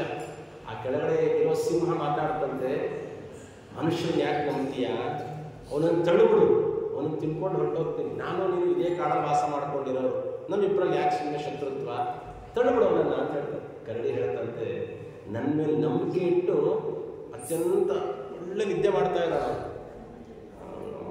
ಅವನನ್ನು ತಳ್ಳಿ ನಾನು ನಂಬಿಕೆ ದ್ರೋಹ ಮಾಡಲಿಕ್ಕೆ ನಾನು ತಯಾರಿಲ್ಲ, ಖಂಡಿತವಾಗ ನಾನು ತಳ್ಳೋದಿಲ್ಲ. ಎಷ್ಟು ಬಲವಂತ ಮಾಡುತ್ತದೆ ಸಿಂಹ, ಏನು ಹೇಳಿದ್ರು ನಂಬೋದಿಲ್ಲ ಕರಡಿ. ಅವರನ್ನು ನಂಬೇಡ, ಹಂಗೆ ಹೀಗೆ ಎಲ್ಲ ಹೇಳ್ತಾನೆ, ಏನು ಹೇಳಿದ್ರು ಕೇಳಲ್ವಂತೆ. ಸರಿ, ಒಂದು ಅರ್ಧರಾತ್ರಿ ಮುಗೀತು, ಕರಡಿ ಮನುಷ್ಯನ ಎಬ್ಬಿಸ್ತಂತೆ, ನಾನು ಮಲ್ಕೊಳ್ತೀನಿ, ನೀ ನನ್ನನ್ನು ಕಾಯಿ ಅಂತ ಹೇಳ್ತಾನೆ. ಸರಿ, ಕರಡಿ ನಿದ್ದೆ ಮಾಡ್ತಾ ಇದೆ, ಮನುಷ್ಯ ಹಾಗೆ ಕೂತಿದ್ದಾನೆ. ಸಿಂಹ ಮಾತಾಡ್ಲಿಕ್ಕೆ ಶುರು ಮಾಡ್ತಾನೆ, ನೋಡಪ್ಪ, ನನಗೆ ಹಸಿವಾಗಿದೆ, ನನಗೆ ಮಾಂಸ ಬೇಕಷ್ಟೇ, ಯಾವುದನ್ನಾದರೂ ತಿನ್ನಬೇಕು, ಅದು ನೀನಾದರೂ ಸರಿ, ನಿನ್ನ ಪಕ್ಕ ಇರೋ ಕರಡಿ ಆದರೂ ಸರಿ, ನನಗೆ ಹೊಟ್ಟೆ ತುಂಬೋದು ಮುಖ್ಯ ಅಷ್ಟೇ. ನೀನಿಂದ ಆರಾಮಾಗಿ ಬಿಟ್ಬಿಡ್ತೀನಿ, ನಿನ್ನ ಪಾಡಿ ನಿಮ್ಮ ಮನೆಗೆ ಹೋಗು, ಆದರೆ ಒಂದು ಕೆಲಸ ನೀನು ಮಾಡಬೇಕು, ಏನು, ಆ ಕರಡಿ ತಳ್ಳು, ಕರಡಿ ತಿನ್ಕೊಂಡು ನಾನು ಹೊಟ್ಟೋಗ್ತೀನಿ ಅಂತ ಹೇಳಿ. ಮನುಷ್ಯ ಯೋಚನೆ ಮಾಡ್ದ, ಹೌದಲ್ವಾ, ನಾನು ಬಚಾವಾದರೆ ಸಾಕು, ಕರಡಿನ ತಿಂದರೆ ತಿನ್ಕೊಳ್ಳಿ ಅಂತೇಳಿ ಆ ಕರಡಿನ ಹಿದ್ದೂಕುತ್ತಂತೆ. ಆದರೆ ಈ ಕರಡಿಗಳಿಗೆ ಹಿಡಿತ ಚೆನ್ನಾಗಿರುತ್ತೆ, ಅದಕ್ಕೆ ಕೈ ಹಿಡಿತ ಭಾಳ ಗಟ್ಟಿ ಇರುತ್ತೆ ಕರಡಿಗಳಿಗೆ. ಹಿಂಗೆ ತಳದ ಅಷ್ಟೇ, ಅದೇನು ಬೀಳಲಿಲ್ಲ, ಹಿಂಗೆ ಸ್ವಲ್ಪ ಬಿದ್ದಂಗಾಗಿ ಮತ್ತೆ ಬಂದು ಮರದಲ್ಲಿ ಕುತ್ಕೊಂಡ್ಬಿಡ್ತು. ಎಲ್ಲಾದರೂ ಇದೇ ಮಾತನ್ನು ಸಿಂಹ ನನಗೆ ಹೇಳಿದಾಗ ನಾನಂದೆ, ನನ್ನ ಮೇಲೆ ವಿಶ್ವಾಸ ಇಟ್ಟು ಮಲ್ಕೊಂಡಿದ್ದಾರ ಅವನಿಗೆ ದ್ರೋಹ ಮಾಡಲಿಕ್ಕೆ ನಾನು ತಯಾರಿಲ್ಲ ಅಂತ. ಆದರೆ ನೀನೇನು ಮಾಡಿದೆ ಇವತ್ತು, ನಾನು ಮಲ್ಕೊಂಡಿರ್ಬೇಕಾದ್ರೆ ಅದೇ ಮಾತು ನಿನಗೆ ಹೇಳಿದ್ದಕ್ಕೆ ನೀನು ಬಚಾವಾದರೆ ಸಾಕು ಅಂತ ನನ್ನನ್ನು ತಳೆದಲ್ಲ ಅಂತ ಆ ಮಾತು ಹೇಳುತ್ತೆ. ಯಾಕೆ ಹೇಳಿದ್ರೆ ನಂಬಿಕೆ ದ್ರೋಹ ಹೇಗಿರುತ್ತೆ ನೋಡ್ರಿ. ಮುಂದೆ ಬಡವಾರ ಅವಸ್ಥೆ ಪಡಂತಹ ಪ್ರಾಣಿ ಅಂತ ಪುರಾಣ ಅಂತೇಳೋದು ವಿಚಾರ, ಪುರಾಣದಲ್ಲಿ ಬಂದಂತಹ ಕಥೆ ಇದು. ಇರಲಿ, ಯಾಕೆ ಹೇಳಿದೆ ಅಂದರೆ ಇದು ವಿಶ್ವಾಸಘಾತಕ ಅಂದರೆ ಹೀಗೆ. ಇಂಥ ನಂಬಿಕೆಯನ್ನು ಭಗವಂತ ನಮ್ಮ ಮೇಲೆ ಇಟ್ಟಿದ್ದಾನಲ್ಲ, ಅದನ್ನು ಉಳಿಸ್ಕೊಳ್ಬೇಕಲ್ವ ನಾವು. ಕಡೇ ಪಕ್ಷ ಅದನ್ನು ಮಾಡಿರಲ್ಲ ಅಂಥವರಿಗೆ ಸವಿಶಾನ್ಯೇನ ಮಾರಕ ದೋಷಗ್ರಾಹಿ ಗುಣಶ್ಲಾಘಿ ಗುಣವಸ್ಸು ಸಂವತ್ಸರ ಅಷ್ಟು ಹೇಳ್ತಾರೆ. ತೀರ್ಥ ಸಜ್ಜನ ಸತ್ಕರ್ಮ ಗುರುದೇವ ವಿನಿಂದಕಾಹ. ತೀರ್ಥವನ್ನ ನೋಡಿ, ತೀರ್ಥವನ್ನ ಅಂದರೆ ಗಂಗಾದಿ ತೀರ್ಥಗಳನ್ನ ನಿಂದನೆ ಮಾಡೋದು ಒಂದು ಕಡೆ, ತೀರ್ಥರನ್ನ ಆನಂದ ತೀರ್ಥರಿಂದ ಪ್ರಾರಂಭ ಮಾಡಿಕೊಂಡು ಅನೇಕ ಜನ ಮಹಾನುಭಾವರು ಜ್ಞಾನಿವರೇಣ್ಯರು ತೀರ್ಥರಾಗಿ ಜ್ಞಾನಿಗಳಾಗಿ ಅವತಾರ ಮಾಡಿದ್ದಾರೆ, ಅವರ ಬಗ್ಗೆ ಮಾತನಾಡಬೇಕಾದಾಗ ಕೂಡ ನಾವು ಎಚ್ಚರಿಕೆ ಇಟ್ಕೊಂಡು ಮಾತಾಡಬೇಕು. ಸಜ್ಜನ ಸತ್ಕರ್ಮ ಗುರುದೇವ ವಿನಂದಕ ಇವನ್ನೆಲ್ಲ ಬೈಯೋದು ಬಾಯಿ ಬಂದಂಗೆ. ಪುರಾಣ ವೇದ ಮೀಮಾಂಸಾ ನ್ಯಾಯ ವೇದಾಂತ ದೂಷಕಾ, ಪುರಾಣಗಳನ್ನು ನ್ಯಾಯಶಾಸ್ತ್ರ ವೇದಾಂತ ಶಾಸ್ತ್ರಗಳನ್ನು ಆ ಮಾತುಗಳನ್ನು ದೂಷಣೆ ಮಾಡುವಂಥದ್ದಾಗಿರ್ಬೋದು. ಹರ್ಷಿತ ದುಃಖಿತಂ ದೃಷ್ಟ ಹರ್ಷಿತೆ ದುಃಖದಾಯಕ, ಯಾರಾದರೂ ಸಂತೋಷವಾಗಿದ್ದರೆ ಅವ್ರು ನೋಡಿ ಹೊಟ್ಟೆ ಹೊರ್ಕೊಡೋದಂತೆ, ಅವ್ರು ನೋಡಿ ಇವನು ದುಃಖ ಪಡೋದಂತೆ. ಯಾರಾದರೂ ದುಃಖದಲ್ಲಿದ್ದರೆ ಇವ್ರು ನೋಡಿ ಸಂತೋಷ ಪಡೋದಂತೆ. ದುಷ್ಟ ವಾಕ್ಯಸ್ಯ ಭಕ್ತಾರು ದುಷ್ಟ ಚಿತ್ತಾಶ್ಚರ್ಯ ಸದಾ, ಕೆಟ್ಟ ಕೆಟ್ಟ ಮಾತುಗಳನ್ನು ನೋವಾಗುವ ಮಾತುಗಳನ್ನು ಆಡಿ ಅವರ ಮನಸ್ಸಿಗೆ ಹಿಂಸೆ ಪಡಿಸೋದಂತೆ, ನೋವು ಮಾಡೋದಂತೆ. ಇವೆಲ್ಲ ಮಾಡ್ತಿರ್ತೀವಿ ನಾವು ಅನೇಕ ಬಾರಿ. ಅಕ್ಕಪಕ್ಕದಲ್ಲಿ ಆಗೋ ಮನೆ ಪಾಪ ಏನೋ ಸಮಸ್ಯೆಗಳು, ಮನೆಯಲ್ಲಿ ಸಮಸ್ಯೆ ಇದ್ದೇ ಇರುತ್ತೆ. ಬೇಕಂತ ಅವ್ರ ಮನೆಗೆ ಹೋಗೋದು, ಏನ್ರಿ ನಿಮ್ಮನ್ನು ಕಳ್ತನ ಆಗೋದಂತೆ ಮೊನ್ನೆ ತಾನೇ ಕೇಳಿದೆ, ಒಳ್ಳೆ ವಿಚಾರ ಅದು. ಅದನ್ನು ಹೇಳ್ಬಿಟ್ಟು ಅವ್ರಿಗೂ ಸ್ವಲ್ಪ ದುಃಖಪಡಿಸೋದು. ಯಾವ ಮನೆ ಸಮಸ್ಯೆ ಇರೋದು ಅದನ್ನು ಎತ್ತಿ ಹಿಡಿಯುವಂತಹದ್ದು. ಸರ್ವಾತ್ಮನ ಹೀಗೆ ಮಾಡಬಾರದು. ನಶ್ಯನ್ ಬಂದಿ ಹಿತಂ ವಾಕ್ಯಂ ಶಾಸ್ತ್ರವಾರ್ತಾಂ ಕದಾಪಿನ, ಒಂದು ದಿವಸ ಆದರೂ ಕೂಡ ಶಾಸ್ತ್ರದ ಮಾತುಗಳನ್ನು ಕೇಳಿಸ್ಕೊಳ್ಳೇ ಇರಲ್ವಲ್ಲ ಅಂಥವರಿಗಾಗಿ ಈ ಲೋಕಗಳು. ಆತ್ಮಸಂಭಾವಿತ ಸ್ತಬ್ಧ ಮೂಢಾ ಪಂಡಿತ ಮಾನಿನಃ, ತಾವೇ ದೊಡ್ಡವರು ಅಂತ ಅಂದ್ಕೊಂಡು ಜೀವನ ಮಾಡ್ತಾ ಇರ್ತಾರೆ. ಬಹಳ ಜನಕ್ಕಿದೆ ಇದು, ನಾವೇ ದೊಡ್ಡವರು, ನಮಗಿಂತೂ ಯಾರ್ಯಾರಿಲ್ಲ, ನಾನು ಅಹಂಕಾರ ಮಮಕಾರ, ನನಗೆ ಯಾರು ಏನು ಹೇಳಬಾರದು. ಯಾರಾದರೂ ಏನಾದರೂ ಹೇಳಿದ್ರೆ ಕೋಪ ಬಂದ್ಬಿಡುತ್ತೆ ನನಗೆ. ನೀವೇನ್ರಿ ನನಗೆ ಹೇಳ್ತೀರಾ, ನಮ್ದೆಲ್ಲ ಸರಿ, ನಿಮ್ಮದು ನೀವು ನೋಡ್ಕೊಳ್ಳಿ. ಯಾರು ದೊಡ್ಡವರು 4 ಜನ ಹಿರಿಯರೇನಾರು ಮನೇಲಿ ಇದ್ದಂಥ ಹಿರಿಯರು ಮಾತು ಹೇಳಿದ್ರೆ ಮೊದಲು ಚೆನ್ನಾಗಿ ಕೇಳಬೇಕಂತ. ಅದಕ್ಕೆ ನೋಡಿ, ಶ್ರವಣಂ ಕೀರ್ತನಂ ವಿಷ್ಣು, ಭಗವಂತನ ಕಥೆ ಕೇಳೋದು ಹೇಗೋ, ಒಳ್ಳೆಯವರು ಏನಾದರೂ 4 ಒಳ್ಳೆಯ ಮಾತು ಹೇಳಿದ್ರೆ ಮೊದಲು ಚೆನ್ನಾಗಿ ಕಿವಿ ಕೊಟ್ಟು ಕೇಳಬೇಕದನ್ನು. ಅದಿಲ್ಲ ಅಂದರೆ ಮುಂದಿನ ಮೆಟ್ಲಿಗೆ ಹೋಗಲ್ಲ ನಾವು. ಗೀತೆ ಚಾನ್ಮೇ ಚ ಭವ ಪಾಪಿಷ್ಠ ಧರ್ಮವರ್ಜಿತ ಗಚ್ಚಂತಿ ಯಮಮಾರ್ಗೇ ರೋದಮಾನ ದಿವಾನಿಶಂ, ಇದೆಲ್ಲ ಮಾಡಿದವರನ್ನು ತೆಗೆದು ವೈತರಣಿ ನದಿಗೆ ಹಾಕುವಂತಹದ್ದು. ಈ 21 ಮಹಾ ನರಕಗಳಲ್ಲಿ ಹಾಕ್ತಾರಂತೆ. ಮಾತರಂ ಏವ ಅವಮನ್ಯಂತೆ ಪಿತರಂ ಗುರುಮೇವ ಚ ಆಚಾರ್ಯಂ ವಾಪಿ ಪೂಜ್ಯಂಚ ತಸ್ಯಾಂ ಮಜ್ಜಂತಿ ತೇನರಾಹ, ವೈತರಣಿ ಮುಳುಗಿಸ್ಬಿಡ್ತಾರೆ. ಯಾರನ್ನ? ತಂದೆಯನ್ನ, ತಾಯಿಯನ್ನ, ಗುರುಗಳನ್ನ, ಆಚಾರ್ಯರನ್ನ, ಪೂಜ್ಯರನ್ನ ಯಾರು ಅವಮಾನ ಮಾಡ್ತಾರಲ್ಲ ಅವರನ್ನೆಲ್ಲ ಇಲ್ಲಿ ಮುಳುಗಿಸಿ ಬೆಳೆಸ್ತಾರಂತೆ. ಅವಗಾಹನ ಸ್ನಾನ ವೈತರಣಿ ಹೇಗಿರುತ್ತೆ ಅಂತ ನಿನ್ನೆ ಹೇಳಿದೆ ನಾನು. ಮುಳುಗಿಸ್ತಾರಂತೆ ವೈತರಣಿ ನದಿ ಒಳಗಡೆ. ಪತಿವ್ರತಾಂ ಸಾಧುಶೀಲಾಂ ಕುಲೀನಾಂ ವಿನಯಾನ್ವಿತಾಂ ಸ್ತ್ರೀಯಂ ತ್ಯಜಂತಿ ಯೇ ದ್ವೇಷ ವೈತರಣ್ಯಾಂ ಪತಂತಿತೆ ಸತಾಂ ಗುಣಸಹಸ್ರೇಷು ದೋಷಾನ್ ಆರೋಪಯಂತಿ. ಬಹಳ ಮಾಡ್ತೀವಿ ಇದನ್ನು ನಾವು. ಏನು ಹೇಳಿದ್ರೆ ಬಹಳಷ್ಟು ಗುಣ ಇರುತ್ತೆ. ಮನುಷ್ಯ ಅಂದರೆ ಗುಣವೂ ಇರುತ್ತೆ, ಒಂದೆರಡು ದುರ್ಗುಣವೂ ಇದ್ದೇ ಇರುತ್ತೆ.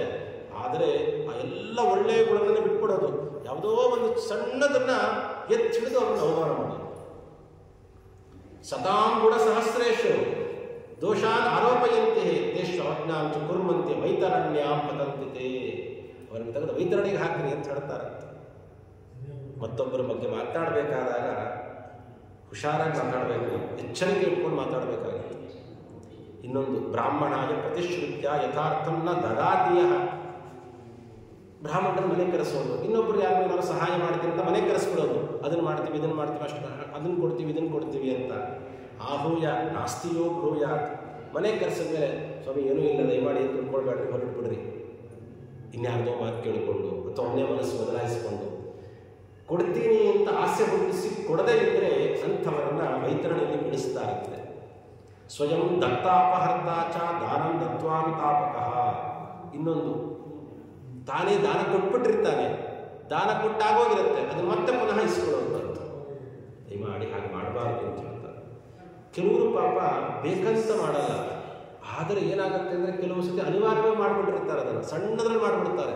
10,000 ರೂಪಾಯಿ ವಸ್ತು ತಂದು ಕೊಟ್ಟಿರ್ತಾರೆ. ಉದಾಹರಣೆಗೆ ಹೇಳ್ತಿರೋದು ನಾನು, ಏನೋ ಒಂದು ದ್ರವ್ಯ, ಅದಕ್ಕೊಂದು 10,000 ರೂಪಾಯಿ ಅಂತ ಇಟ್ಕೊಳ್ರಿ, ಅದನ್ನಿಟ್ಟು ಕೊಡ್ತಾರೆ.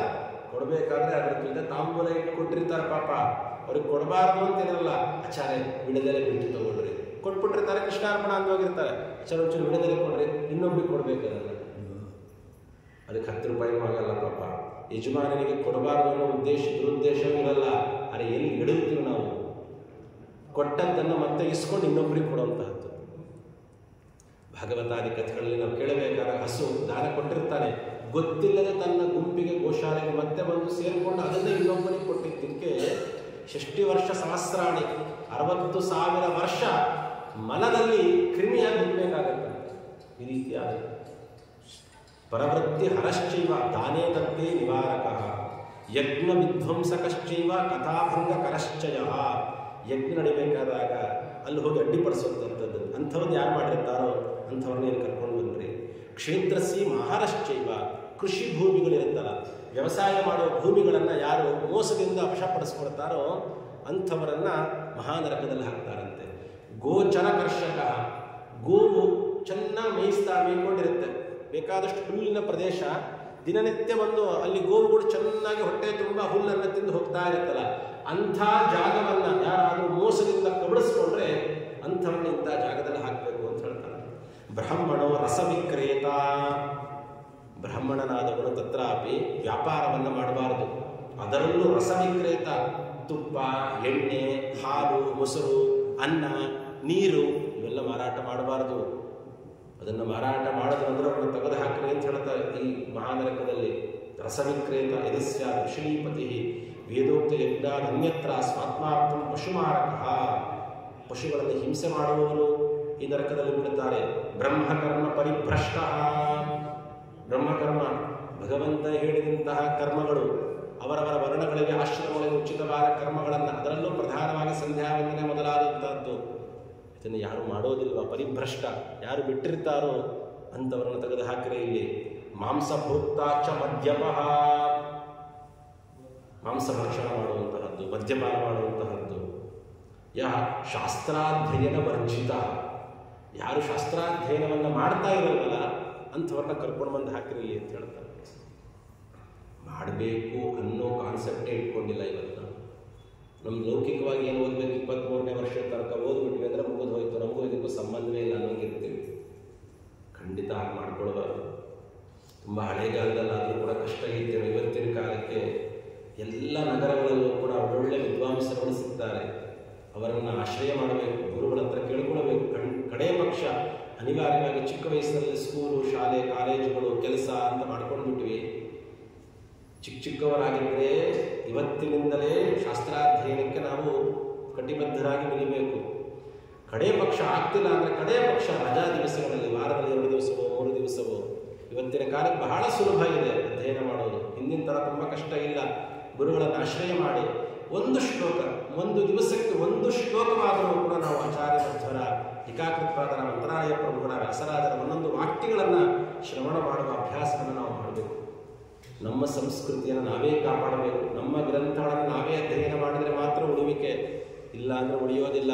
ಬರೀ ನಾವು ಫೋನ್ಗಳಲ್ಲಿ, ಮೆಸೇಜ್ಗಳಲ್ಲಿ ಸನಾತನ ಧರ್ಮವನ್ನು ಉಳಿಸ್ತೀವಿ ಅಂತ ಫಾರ್ವರ್ಡ್ ಮೆಸೇಜ್ ಮಾಡಿದ್ದು ಅದರಿಂದ ಖಂಡಿತ ಉಳಿಯಲ್ಲ. ನಮ್ಮ ಅಪ್ಪ ಅಮ್ಮ ನಾವೇ ಕಾಪಾಡಬೇಕು, ಪಕ್ಕದ ಮನೆಯವರು ಕಾಪಾಡುವುದಿಲ್ಲ. ನಮ್ಮ ಅಪ್ಪ ಅಮ್ಮ ಅಂದರೆ ತಂದೆ ತಾಯಿಗಳು, ನಿಜವಾದ ತಂದೆ ತಾಯಿಗಳು, ಗ್ರಂಥಗಳ ಮುಖಾಂತರ ಭಗವಂತನ ದರ್ಶನ ಮಾಡುವ ಅಭ್ಯಾಸ ಮಾಡಿಕೊಳ್ಬೇಕು. ಆ ಗ್ರಂಥಗಳನ್ನು ಕಾಪಾಡೋದು ಅಂದರೆ ತಗೊಂಡೋಗಿ ಬೀರುಗಳಾಗಿಟ್ಟು ಲಾಕ್ ಮಾಡಿಬಿಟ್ಟು ಮಂಗಳಾರತಿ ಮಾಡೋದಲ್ಲ. ಗ್ರಂಥಗಳನ್ನು ತೆಗಿಬೇಕು, ಅಧ್ಯಯನ ಮಾಡಬೇಕು, ಅವಲೋಕನ ಮಾಡಬೇಕು, ಅದನ್ನು ಹೇಳಿದಂಗೆ ನಡ್ಕೊಳ್ಬೇಕು. ಅದೇ ನಿಜವಾದಂತಹ ನಮ್ಮ ತಾಪತ್ರ ಕಳಿಬೇಕು ಅಂದರೆ ಭಗವಂತ ಬರೆದ ಪತ್ರದ ಬಗ್ಗೆ ನಮ್ಮ ಗಮನ ಇರಬೇಕು. ಇಲ್ಲ ಅಂದರೆ ಸರ್ವಾತ್ಮನ ಸಾಧ್ಯ ಇಲ್ಲ. ಓದೋದ್ರಿಂದಲೇ ಕಾಪಾಡೋದು, ಇಲ್ಲ ಅಂದರೆ ಅದು ಕಾಪಾಡ್ದಂಗೆ ಆಗೋದಿಲ್ಲ. ನಮ್ಮ ಸಂಸ್ಕೃತಿಯದು. ನಮ್ಮ ಅಧ್ಯಯನವನ್ನು ನಾವು ಮಾಡೋದರಿಂದ ನಮ್ಮ ಸಂಸ್ಕೃತಿಯನ್ನು ಕಾಪಾಡಿದ, ನಮ್ಮ ಧರ್ಮವನ್ನು ಕಾಪಾಡಿದ ಪುಣ್ಯ. ಅದೇ ಇಲ್ಲ ಅಂತಂದರೆ ತಾಸುಗಳಿಗಟ್ಟಲೆ ಕಂಪ್ಯೂಟರ್ ಮುಂದೆ, ಟಿವಿಗಳ ಮುಂದೆ ಹರಟೆ ಹೊಡಿಲಿಕ್ಕೆ ಎಲ್ಲ ನಡ್ಕೊಳ್ತಿರ್ತೀವಿ. ಪಾಪ ಇದ್ರ ಮಧ್ಯ ಓದೋರು ಇದ್ದಾರೆ, ಪಾಪ ಇಲ್ಲ ಅಂತಲ್ಲ. ಆದರೂ ಮಾಡುವಂಥವ್ರಿಗೆ ದಯಮಾಡಿ ಬಿಟ್ಬಿಡ್ರಿ. ಅದ್ಯಾವುದು ನಮ್ಮ ಜೊತೆ ಬರೋದಿಲ್ಲ. ಖಂಡಿತವಾಗಿ ಹೇಳ್ತಾ ಇದ್ದಾರೆ ವೇದವ್ಯಾಸದೇವರು, ಶಾಸ್ತ್ರಾಧ್ಯಯನ ವರ್ಜಿತ. ಯಾರು ಅದರ ಬಗ್ಗೆ ಗಮನವೇ ಕೊಡಲ್ಲ.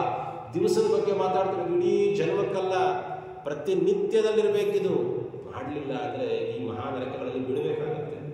ಯಾರು ಟಿವಿಯವರು ಬರೋದಿಲ್ಲ, ಯಾವ ಹರಟೆ ಹೊಡೆದವ್ರ ಜೊತೆಲಿ ಬರೋದಿಲ್ಲ, ಯಾರ್ಯಾರು ಬರೋದಿಲ್ಲ. ನೀನೇನು ಮಾಡಿರ್ತೀಯೋ ಪುಣ್ಯ, ಅದೇ ನಿನ್ನನ್ನು ಕಾಪಾಡೋದು. ನೀನೇನು ಅಕ್ಷರ ಓದಿರ್ತೀಯಲ್ಲ ಆಚಾರ್ಯ ಮಧ್ವರ ಶಾಸ್ತ್ರ, ಅದು ನಮ್ಮನ್ನು ಕಾಪಾಡುತ್ತೆ. ಹಾಗಾಗಿ ಬಹಳ ಎಚ್ಚರಿಕೆ ಇಟ್ಕೊಂಡು ನಾವು ಜೀವನ ಮಾಡಬೇಕು. ಇವೆಲ್ಲ ದೋಷಗಳು ಬಹಳಷ್ಟು ಹೇಳ್ತಾ ಬರ್ತಾರೆ.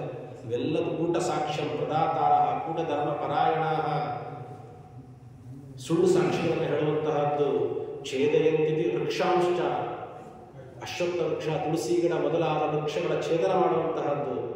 ವ್ರತಂ ತೀರ್ಥಂ ಪರಿತ್ಯಜ್ಯ ವಿಧವಾ ಶೀಲನಾಶಕ, ವ್ರತಗಳ ಬಗ್ಗೆ ಗಮನವೇ ಇಲ್ಲ, ತೀರ್ಥಕ್ಷೇತ್ರಗಳ ಬಗ್ಗೆ ಗಮನವೇ ಇಲ್ಲ ನಮಗೆ.